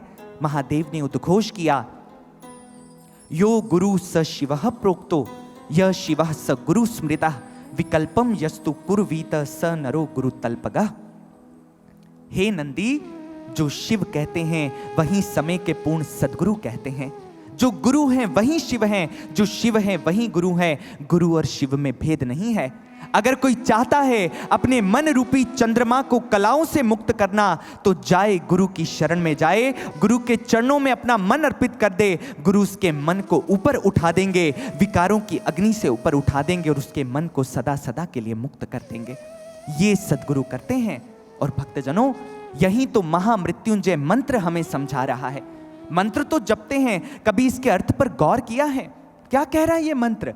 ओम त्र्यंबकम यजामहे सुगंधिम पुष्टिवर्धनम उर्वारुकमिव बंधनान मृत्योर्मुक्षी यमामृतात्। इसका अर्थ है हम उस त्र्यंबक अर्थात त्रिनेत्रधारी शिव की आराधना करते हैं, उनका यजन करते हैं, जिनसे संपूर्ण संसार सुगंधि को प्राप्त करता है और पुष्टि को प्राप्त करता है। हे प्रभु, इस आराधना के फल स्वरूप हमारा शरीर उसी प्रकार हमारी आत्मा से अलग हो जाए, जैसे ककड़ी का फल पक जाने पर स्वतः ही बेल से झटक कर नीचे गिर जाता है। अब ध्यान दीजिए इस मंत्र के पहले शब्द पर, त्र्यंबक, 3 नेत्र वाले शिव। क्यों इस रूप में शिव की आराधना की गई? ये कह रहा है खोज कीजिए कैसे सद्गुरु की जिनके 3 नेत्र हों। तीसरा नेत्र यहां भ्रिकुटी के बीच में, जिसे ज्ञान नेत्र कहा जाता है।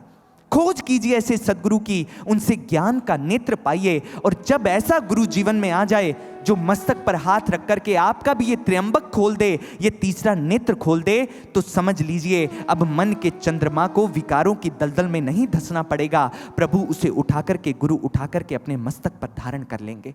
ऐसे सद्गुरु की शरण में जाना है। ऐसा गुरु जब जीवन में आता है तो कोई मंत्र नहीं देता भक्तजनों। हम कहते हैं गुरु के पास गए, उन्होंने हमें मंत्र दे दिया जपने के लिए। मंत्र क्या है? मनः त्रायते इति मंत्रः, जो मन का त्राण करे। और मन का त्राण बिना ज्ञान के नहीं होता है। ज्ञान ही मन को पवित्र करता है, ज्ञान ही मन को आधार देता है। आप स्वयं सोचिए, एक व्यक्ति जन्म से अंधा, गूंगा और बहरा तीनों हो, आप उसे कौन सा मंत्र देंगे? वो बहरा है, मंत्र सुन नहीं सकता। अंधा है, मंत्र पढ़ नहीं सकता। तो बताइए वो महामृत्युंजय मंत्र का जाप कैसे करेगा? तो क्या उसे मुक्ति पाने का अधिकार नहीं है? सच्चा मंत्र क्या है? अंतर उतर जाओ, वही सच्चा मंत्र है। और वो गुरु आपको आपके अंदर लेकर के जाता है, तब मन मुक्त हो जाता है विकारों की कारा से। यही तो मार्कंडेय ऋषि के साथ हुआ। मृकंडू ऋषि ने ज्ञान दिया और जिस समय यमराज ने पाश फेंका, उस समय मार्कंडेय ऋषि ने केवल बाहरी शिवलिंग का आलिंगन नहीं किया था, यह भी सांकेतिक है। उन्होंने अपनी चेतना को भ्रिकुटी में स्थित किया और यहां जो शिव का ज्योतिर्लिंग था उसका आलिंगन कर लिया, तो शिव प्रकट हो गए, उन्हें मृत्यु से मुक्ति प्रदान कर दी। ये कथा हमें कहती है खोज करो त्रिनेत्रधारी शिव की, ऐसे सदगुरु की जो ज्ञान नेत्र खोलने का सामर्थ्य रखते हों। आपको जब ज्ञान प्रदान करें, इस नेत्र को खोलें और जिस दिन ये नेत्र खुलेगा उस दिन मन आपका विकारों से मुक्त हो जाएगा। ऐसे सदगुरु की महिमा गाते हुए हमारे शास्त्रों ने कहा, गुरुर ब्रह्मा गुरुर विष्णु गुरुर देवो महेश्वरा, गुरुर साक्षात पर ब्रह्म तस्मै श्री गुरुवे नमः। ऐसा गुरु ही साक्षात महेश्वर होते हैं, साक्षात महेश्वर। उस महेश्वर की शरण ग्रहण कीजिए भक्तजनों, तभी महामृत्युंजय मंत्र का जाप करने का लाभ है, जब त्रिनेत्रधारी गुरु मिलेंगे। और ऐसे ज्ञान नेत्र को धारण किए गुरु की महिमा गाते हुए किसी ने कहा है, वरद कमल कर धर अपना जो तृतीय नेत्र जागृत कर देते, वरद कमल कर धर अपना जो तृतीय नेत्र जागृत कर देते, प्यासी हृदय मरुभूमि में जो अक्षय अमृत भर देते, करते पान विकारों का विष नीलकंठ वरदानी है वो, ज्ञान चंद्र को धार ललाट पे चंद्रेश्वर विज्ञानी है वो, तीनों ताप निवारण हारे जग का जो परित्राण करें, पूर्ण गुरु ही धरा के शिव हैं, शत शत उन्हें प्रणाम करें, शत शत उन्हें प्रणाम करें, शत शत उन्हें प्रणाम करें। ऐसे सदगुरु की महिमा गाते हुए भक्त क्या कहता है, श्रवण करते हैं।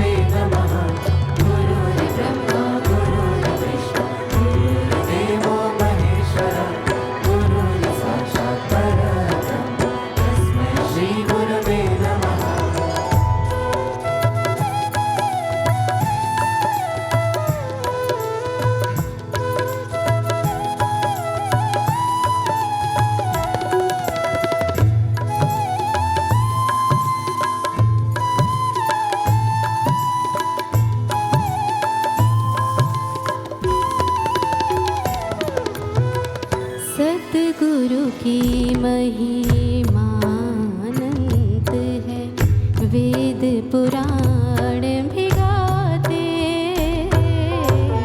सतगुरु की महिमा अनंत है, वेद पुराण भी गाते।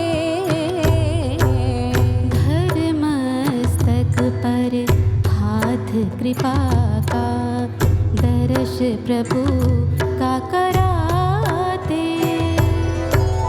हर मानव को द्विज है बनाते, हर मानव को द्विज है बनाते, सर्व कला के वो ज्ञाता।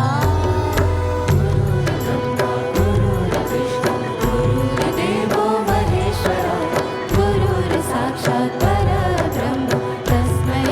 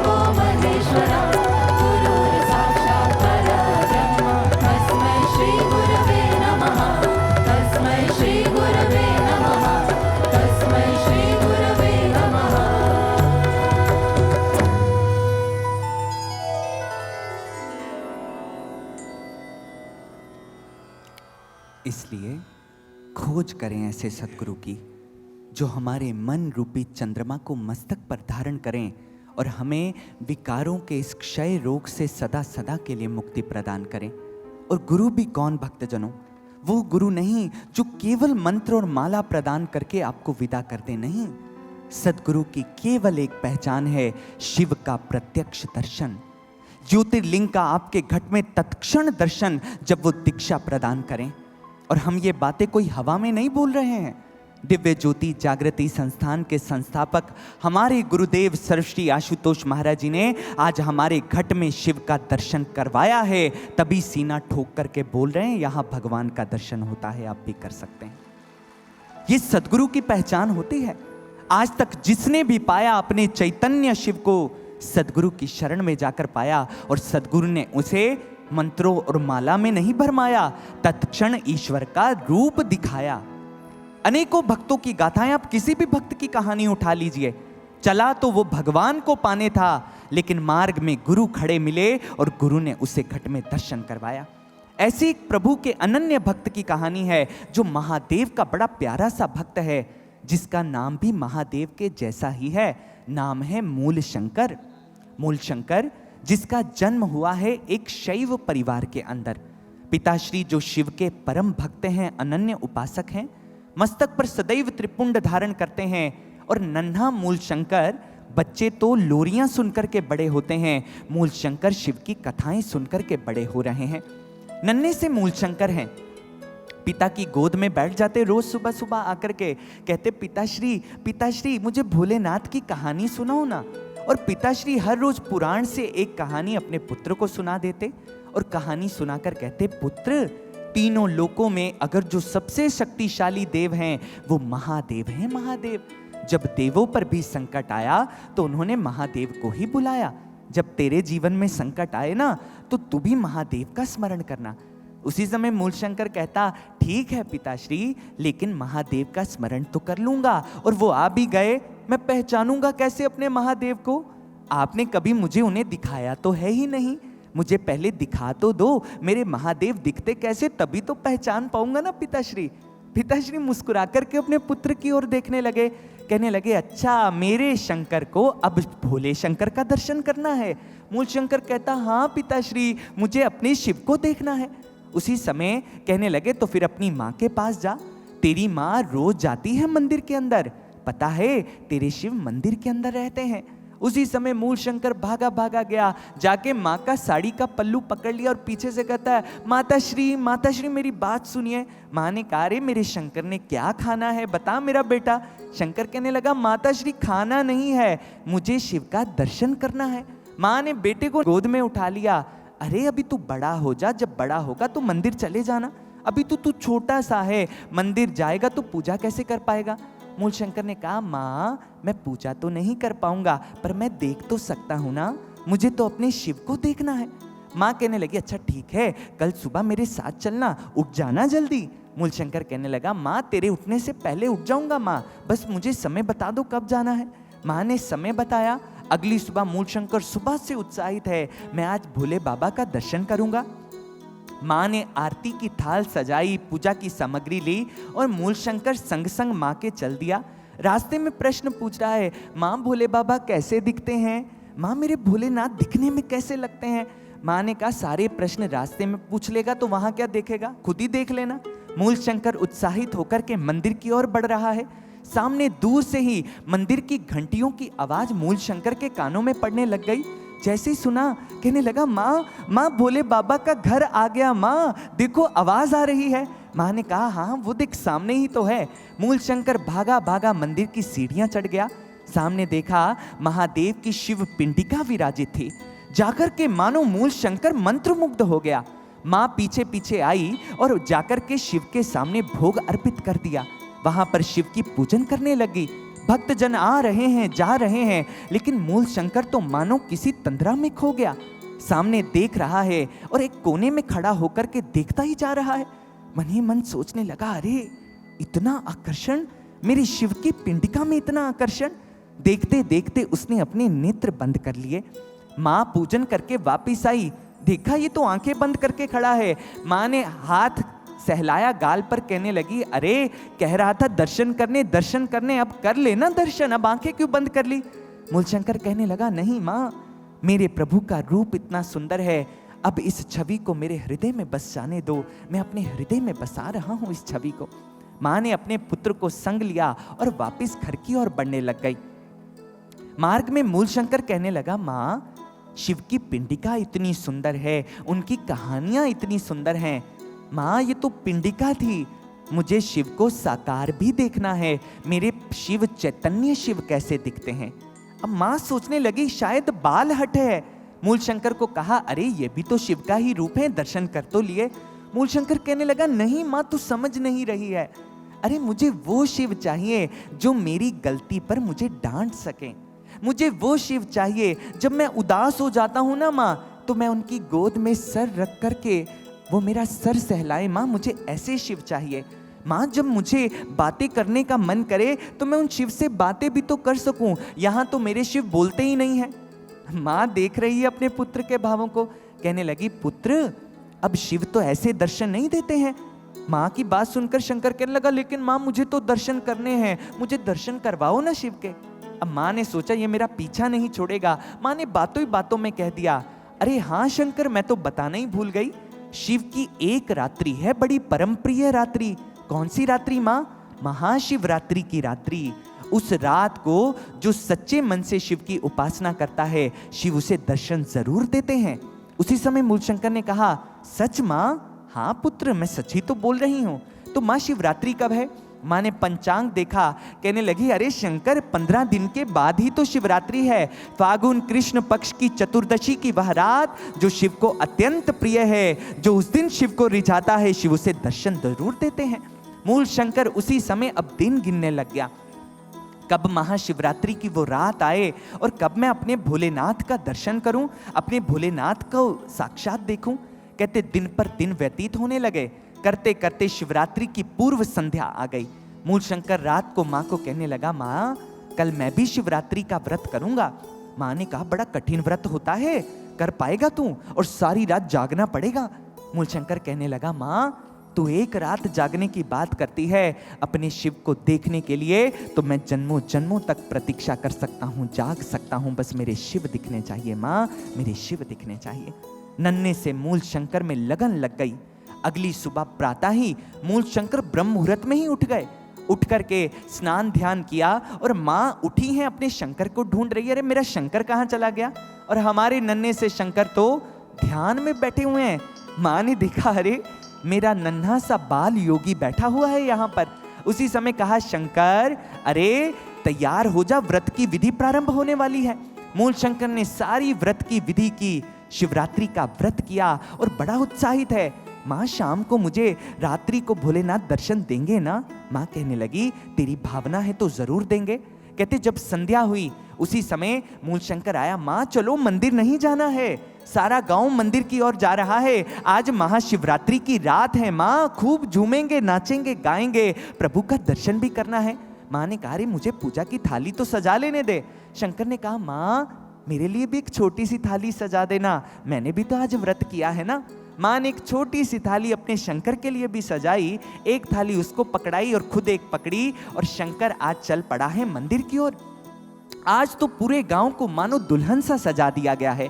बंधनवार लगे हैं, हर तरफ आम्र पत्र लगे हुए हैं, भांग और धतूरे के पत्र बंधे हुए हैं, और हर तरफ पूरे मार्ग को गुलाब जल और केवड़ा जल से सिंचित किया गया है। भक्तों की कतारें आज बहती हुई जा रही हैं गांव के शिव मंदिर की ओर। और जैसे ही मूलशंकर उन भक्तों के साथ, जैसे ही उसने दूर से देखा, आहा आज तो शिव मंदिर को दुल्हन सा सजाया गया है।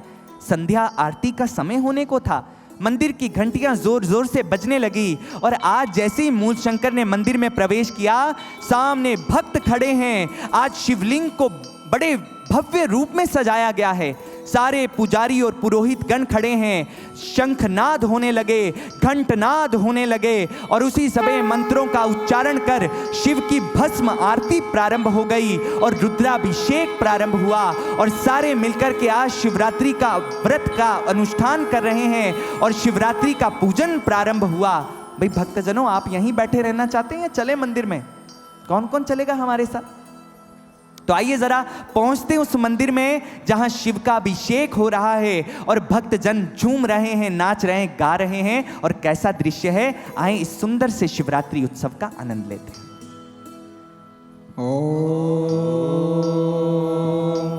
नमः शंभवाय च मयोभवाय च नमः शंकराय च मयस्कराय च नमः शिवाय च शिवतराय च ईशानः सर्वविद्यानाम् ईश्वरः सर्वभूतानां ब्रह्माधिपतिर्ब्रह्मणोऽधिपति ब्रह्मा शिवो मेऽस्तु सदाशिवो तत्पुरुषाय विद्महे महादेवाय धीमहि तन्नो रुद्रः प्रचोदयात्। हर हर महादेव, हर हर महादेव, हर महादेव। बम बम भोले बगड़ बम बम बम बम भोले बगड़ बम बम बम बम भोले बगड़ बम बम बम बम भोले बगड़ बम बम बम भोले बगड़ बम बम बम भोले बगड़ बम बम बम भोले बगड़ बम बम बम भोले बगड़ बम बम बम भोले बगड़ बम बम बम भोले बगड़ बम बम भोले बगड़ बम बम बम भोले बगड़ बम बम भोले बगड़ बम बम भोले बगड़ बम बम भोले बगड़ बम बम भोले बगड़ बम। जय हो।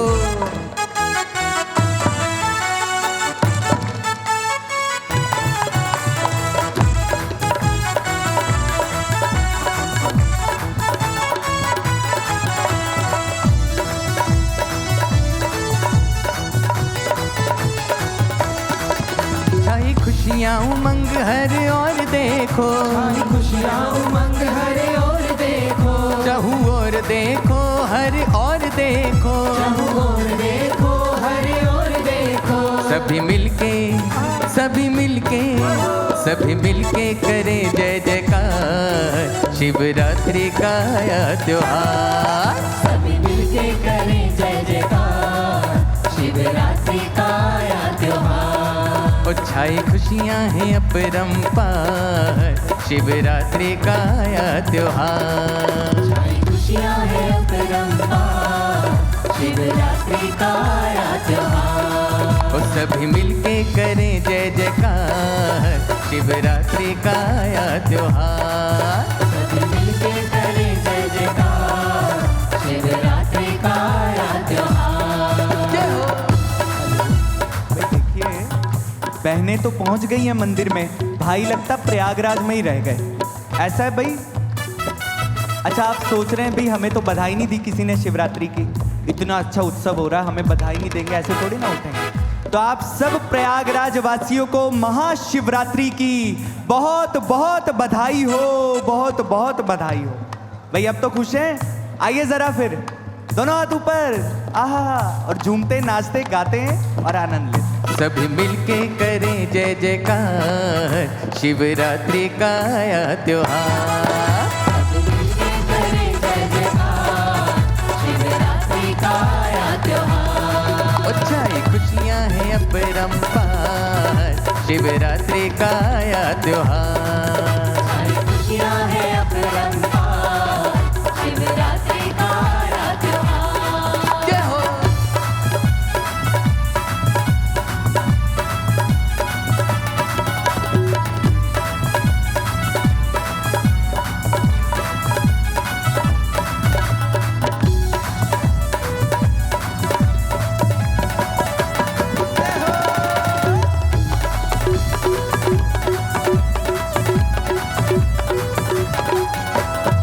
सभी जन मिल आज मंगल गाए, नाचे हरि और सब धूम मचाए, नाचे हरि और सब धूम मचाए।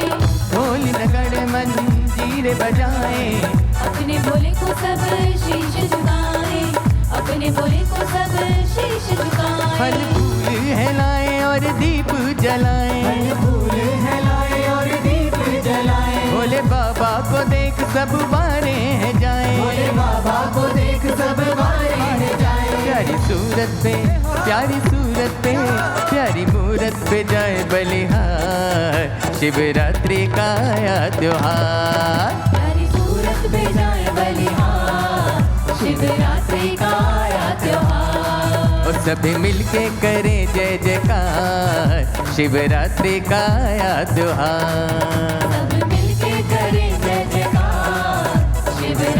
का आया त्योहार। जय हो।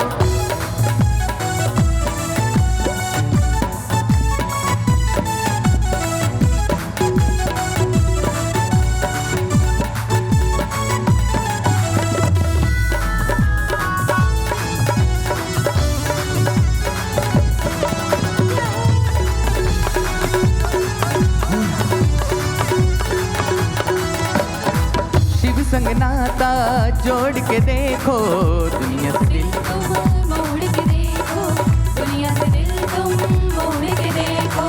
मोह बंधन सब छोड़ के देखो, रिश्ते कच्चे सारे तोड़ के देखो, रिश्ते कच्चे सारे तोड़ के देखो। उनकी महिमा निराली जिसने प्रीति से गाली, उनकी महिमा निराली जिसने प्रीति से गाली। उन भक्तों की भरते हैं झोली वो खाली, उन भक्तों की भरते हैं झोली वो खाली। इस जग के हैं, इस जग के हैं, इस जग के हैं शिव की आधार, शिवरात्रि का आया त्योहार। इस जग के है शिव आधार, शिवरात्रि का आया त्योहार। सभी मिलके करें जय जयकार, शिवरात्रि का आया त्योहार। सब मिलके करें जय जयकार, शिवरात्रि का आया त्योहार।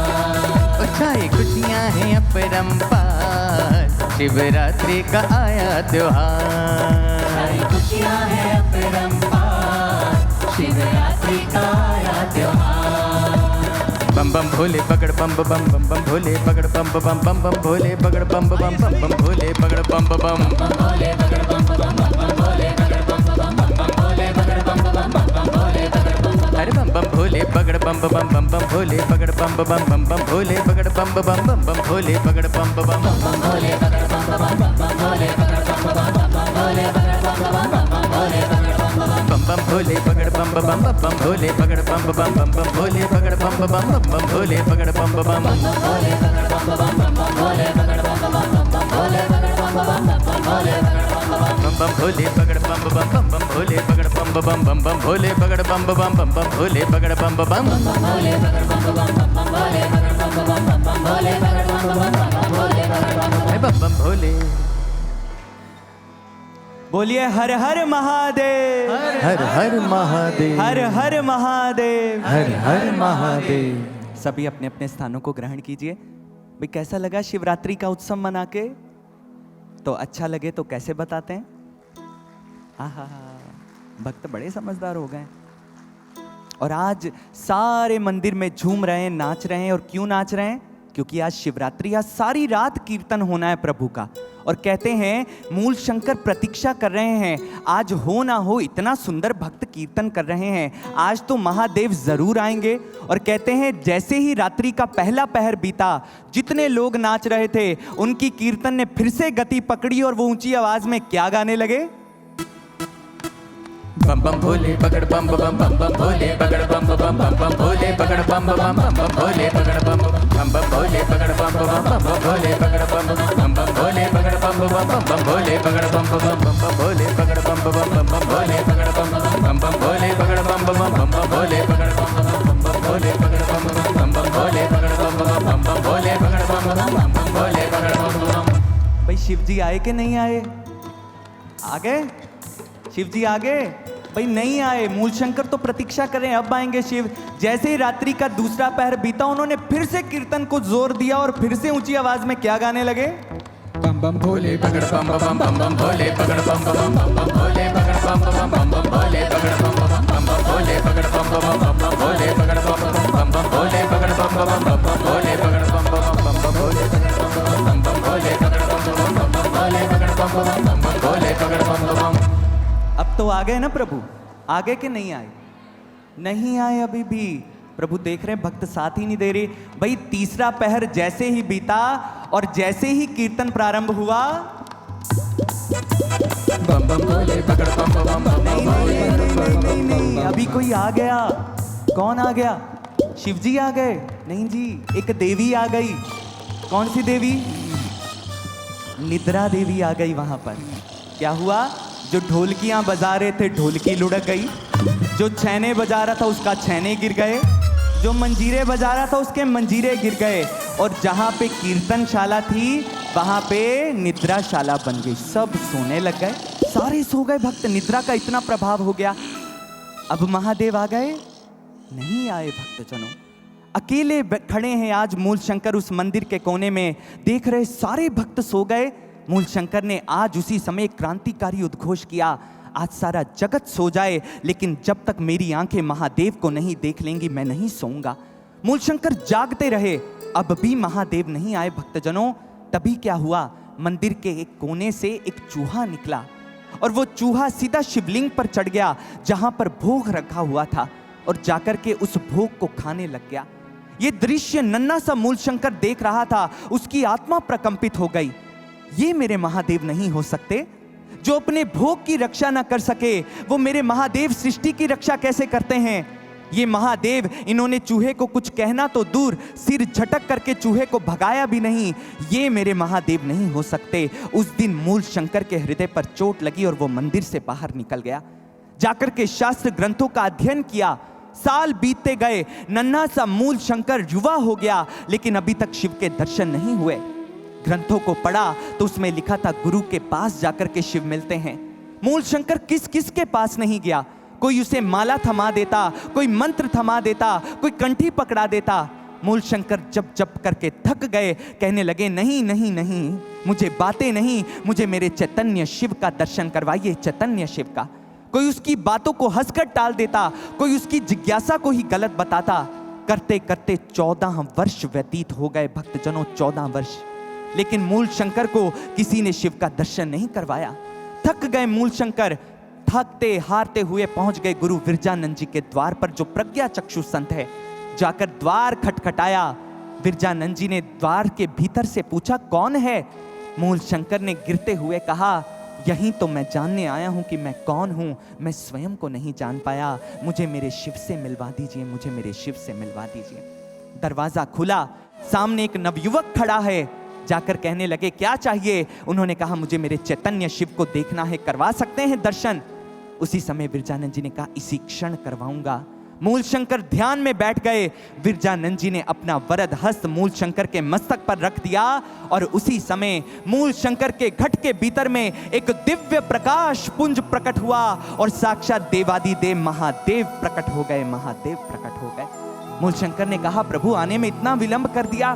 प्रभु ने कहा तूने गुरु के पास जाने में विलंब किया मूल शंकर, मैंने आने में विलंब नहीं किया, तूने पूर्ण गुरु को ढूंढने में विलंब कर दिया।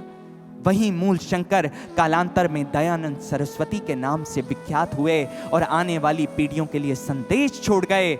अगर चैतन्य शिव का दर्शन करना है तो जाइए पूर्ण सदगुरु के द्वार पर, जो धरती पर साक्षात शिव का रूप होते हैं, और वो कोई आपको मंत्र माला नहीं देंगे, आपके घट में शिव के चैतन्य रूप का दर्शन करवा देंगे और उस दिन आप वास्तविक अर्थों में महाशिवरात्रि का ये पर्व मना पाएंगे। भक्तजनों, अगर कहीं ना मिले तो आइए दिव्य ज्योति जागृति संस्थान में गुरुदेव श्री आशुतोष महाराज जी जब मस्तक पर हाथ रखते हैं तत्क्षण शिव के ज्योतिर्लिंग का भगवान शिव को आपके अंदर प्रकट कर देते हैं। और वो शिव कोई मूर्ति वाले शिव नहीं होते हैं, वो शिव आकर के आपसे बातें करते हैं, आपकी समस्या में आपको समाधान देते हैं। जब दुखी होते हैं तो आकर के आपका उत्साह वर्धन करते हैं। हमें ऐसे शिव चाहिए, वो गुरु के दरबार में मिलते हैं। आइए इस द्वार में आपका स्वागत है भक्तजनों।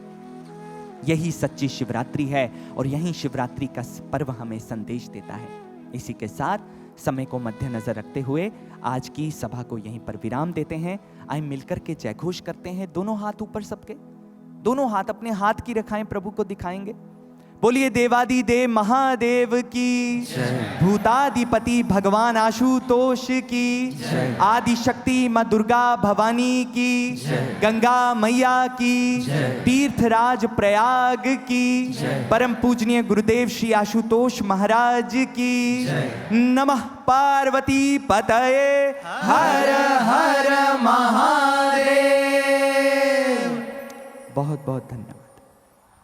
और आइए अब समय है प्रभु की पावन आरती का, जिसके लिए मैं आग्रह करती हूँ हमारे कथा के मुख्य यजमान श्री संजय कांडपाल, श्रीमती नीमा कांडपाल जी सेक्टर 15 रोहिणी से, श्री दिनेश गंगवार, श्रीमती अमनजोत कौर द्वारका से, श्रीमती निशा सिंगल, श्रीमती रीता सिंगल रेहरू प्लेस से, श्री ब्रह्मानंद शर्मा जी, श्रीमती बिमला शर्मा जयपुर से, श्री ब्रजेंद्र श्रीवास्तव गाजियाबाद से, श्री गौरव गुप्ता, श्रीमती गरिमा गुप्ता नोएडा से, श्री सूरजपाल सहरावत, श्रीमती मीना सहरावत द्वारका से, श्री रतन सिंह राठौर, श्रीमती मधु सिंह राठौर जोधपुर से, श्री एस के झा, श्रीमती मीना झा पटेल नगर से, श्री शोभरण सिंह, श्रीमती सुनीता चौधरी कड़कड़डूमा से, श्रीमती विभा प्रसाद, श्रीमती तुषीर कांतापाल, श्रीमती सुनीला सिंह कड़कड़डूमा से।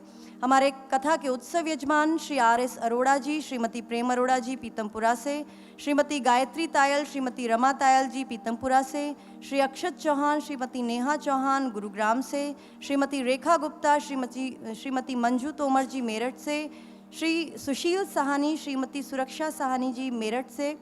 कथा के दैनिक यजमान श्री रविंद्र सिंह राणा, श्रीमती रेखा राणा देहरादून से, श्री रामनिवास शर्मा, श्रीमती सूरजमुखी शर्मा विकासपुरी से, श्री हरीश रावत, श्रीमती संगीता रावत देहरादून से, श्री राजनारायण श्रीवास्तव, श्रीमती सरिता श्रीवास्तव देहरादून से, श्री महावीर सिंह रौथान, श्रीमती सुबुद्धि रौथान देहरादून से, श्री त्रिलोक सेठी, श्रीमती सरिता सेठी देहरादून से, श्रीमती विलोचनी ध्यानी सुपुत्र अजय ध्यानी देहरादून से, श्री गोपाल सिंह बिष्ट, श्रीमती बबीता बिष्ट पिथौरागढ़ से, श्री अशोक गुप्ता, श्रीमती नीरज गुप्ता विकासपुरी से, श्री RK सिंह, श्रीमती गीता सिंह मेरठ से, श्रीमती सुनीता निझावन सुपुत्र भूपति निझावन कड़कड़डूमा से, श्री प्रमोद बर्थवाल, श्रीमती सुनीता बर्थवाल देहरादून से। भंडारा यजमान श्री सुभाष चंद्र जी, श्री मनीष चंद्र जी पिथौरागढ़ से।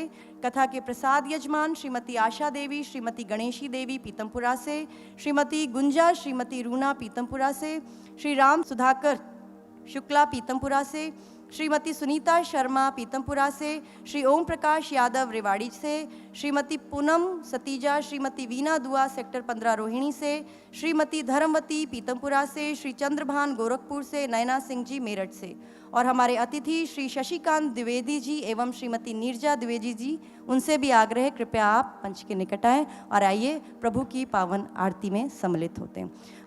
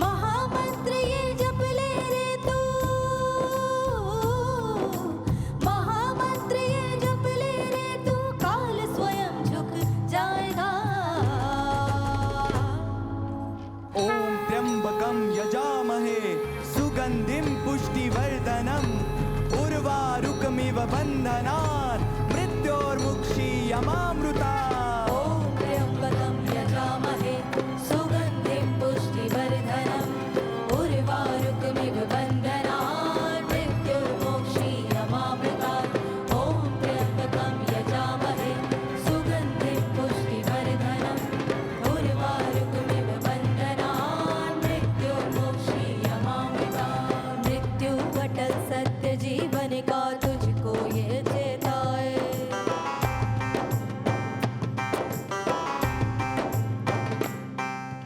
मृत्यु अटल सत्य जीवन का तुझको ये चेताए आठों पहर काल का पहरा फिर भी तू भरमाए आठों पहर काल का पहरा फिर भी तू भरमाए महाकाल की शरण जो आया महाकाल की शरण जो आया भय से मुक्ति पाएगा ॐ त्र्यम्बकं यजामहे सुगन्धिं पुष्टिवर्धनम् उर्वारुकमिव बन्धनान् मृत्योर्मुक्षीयमामृता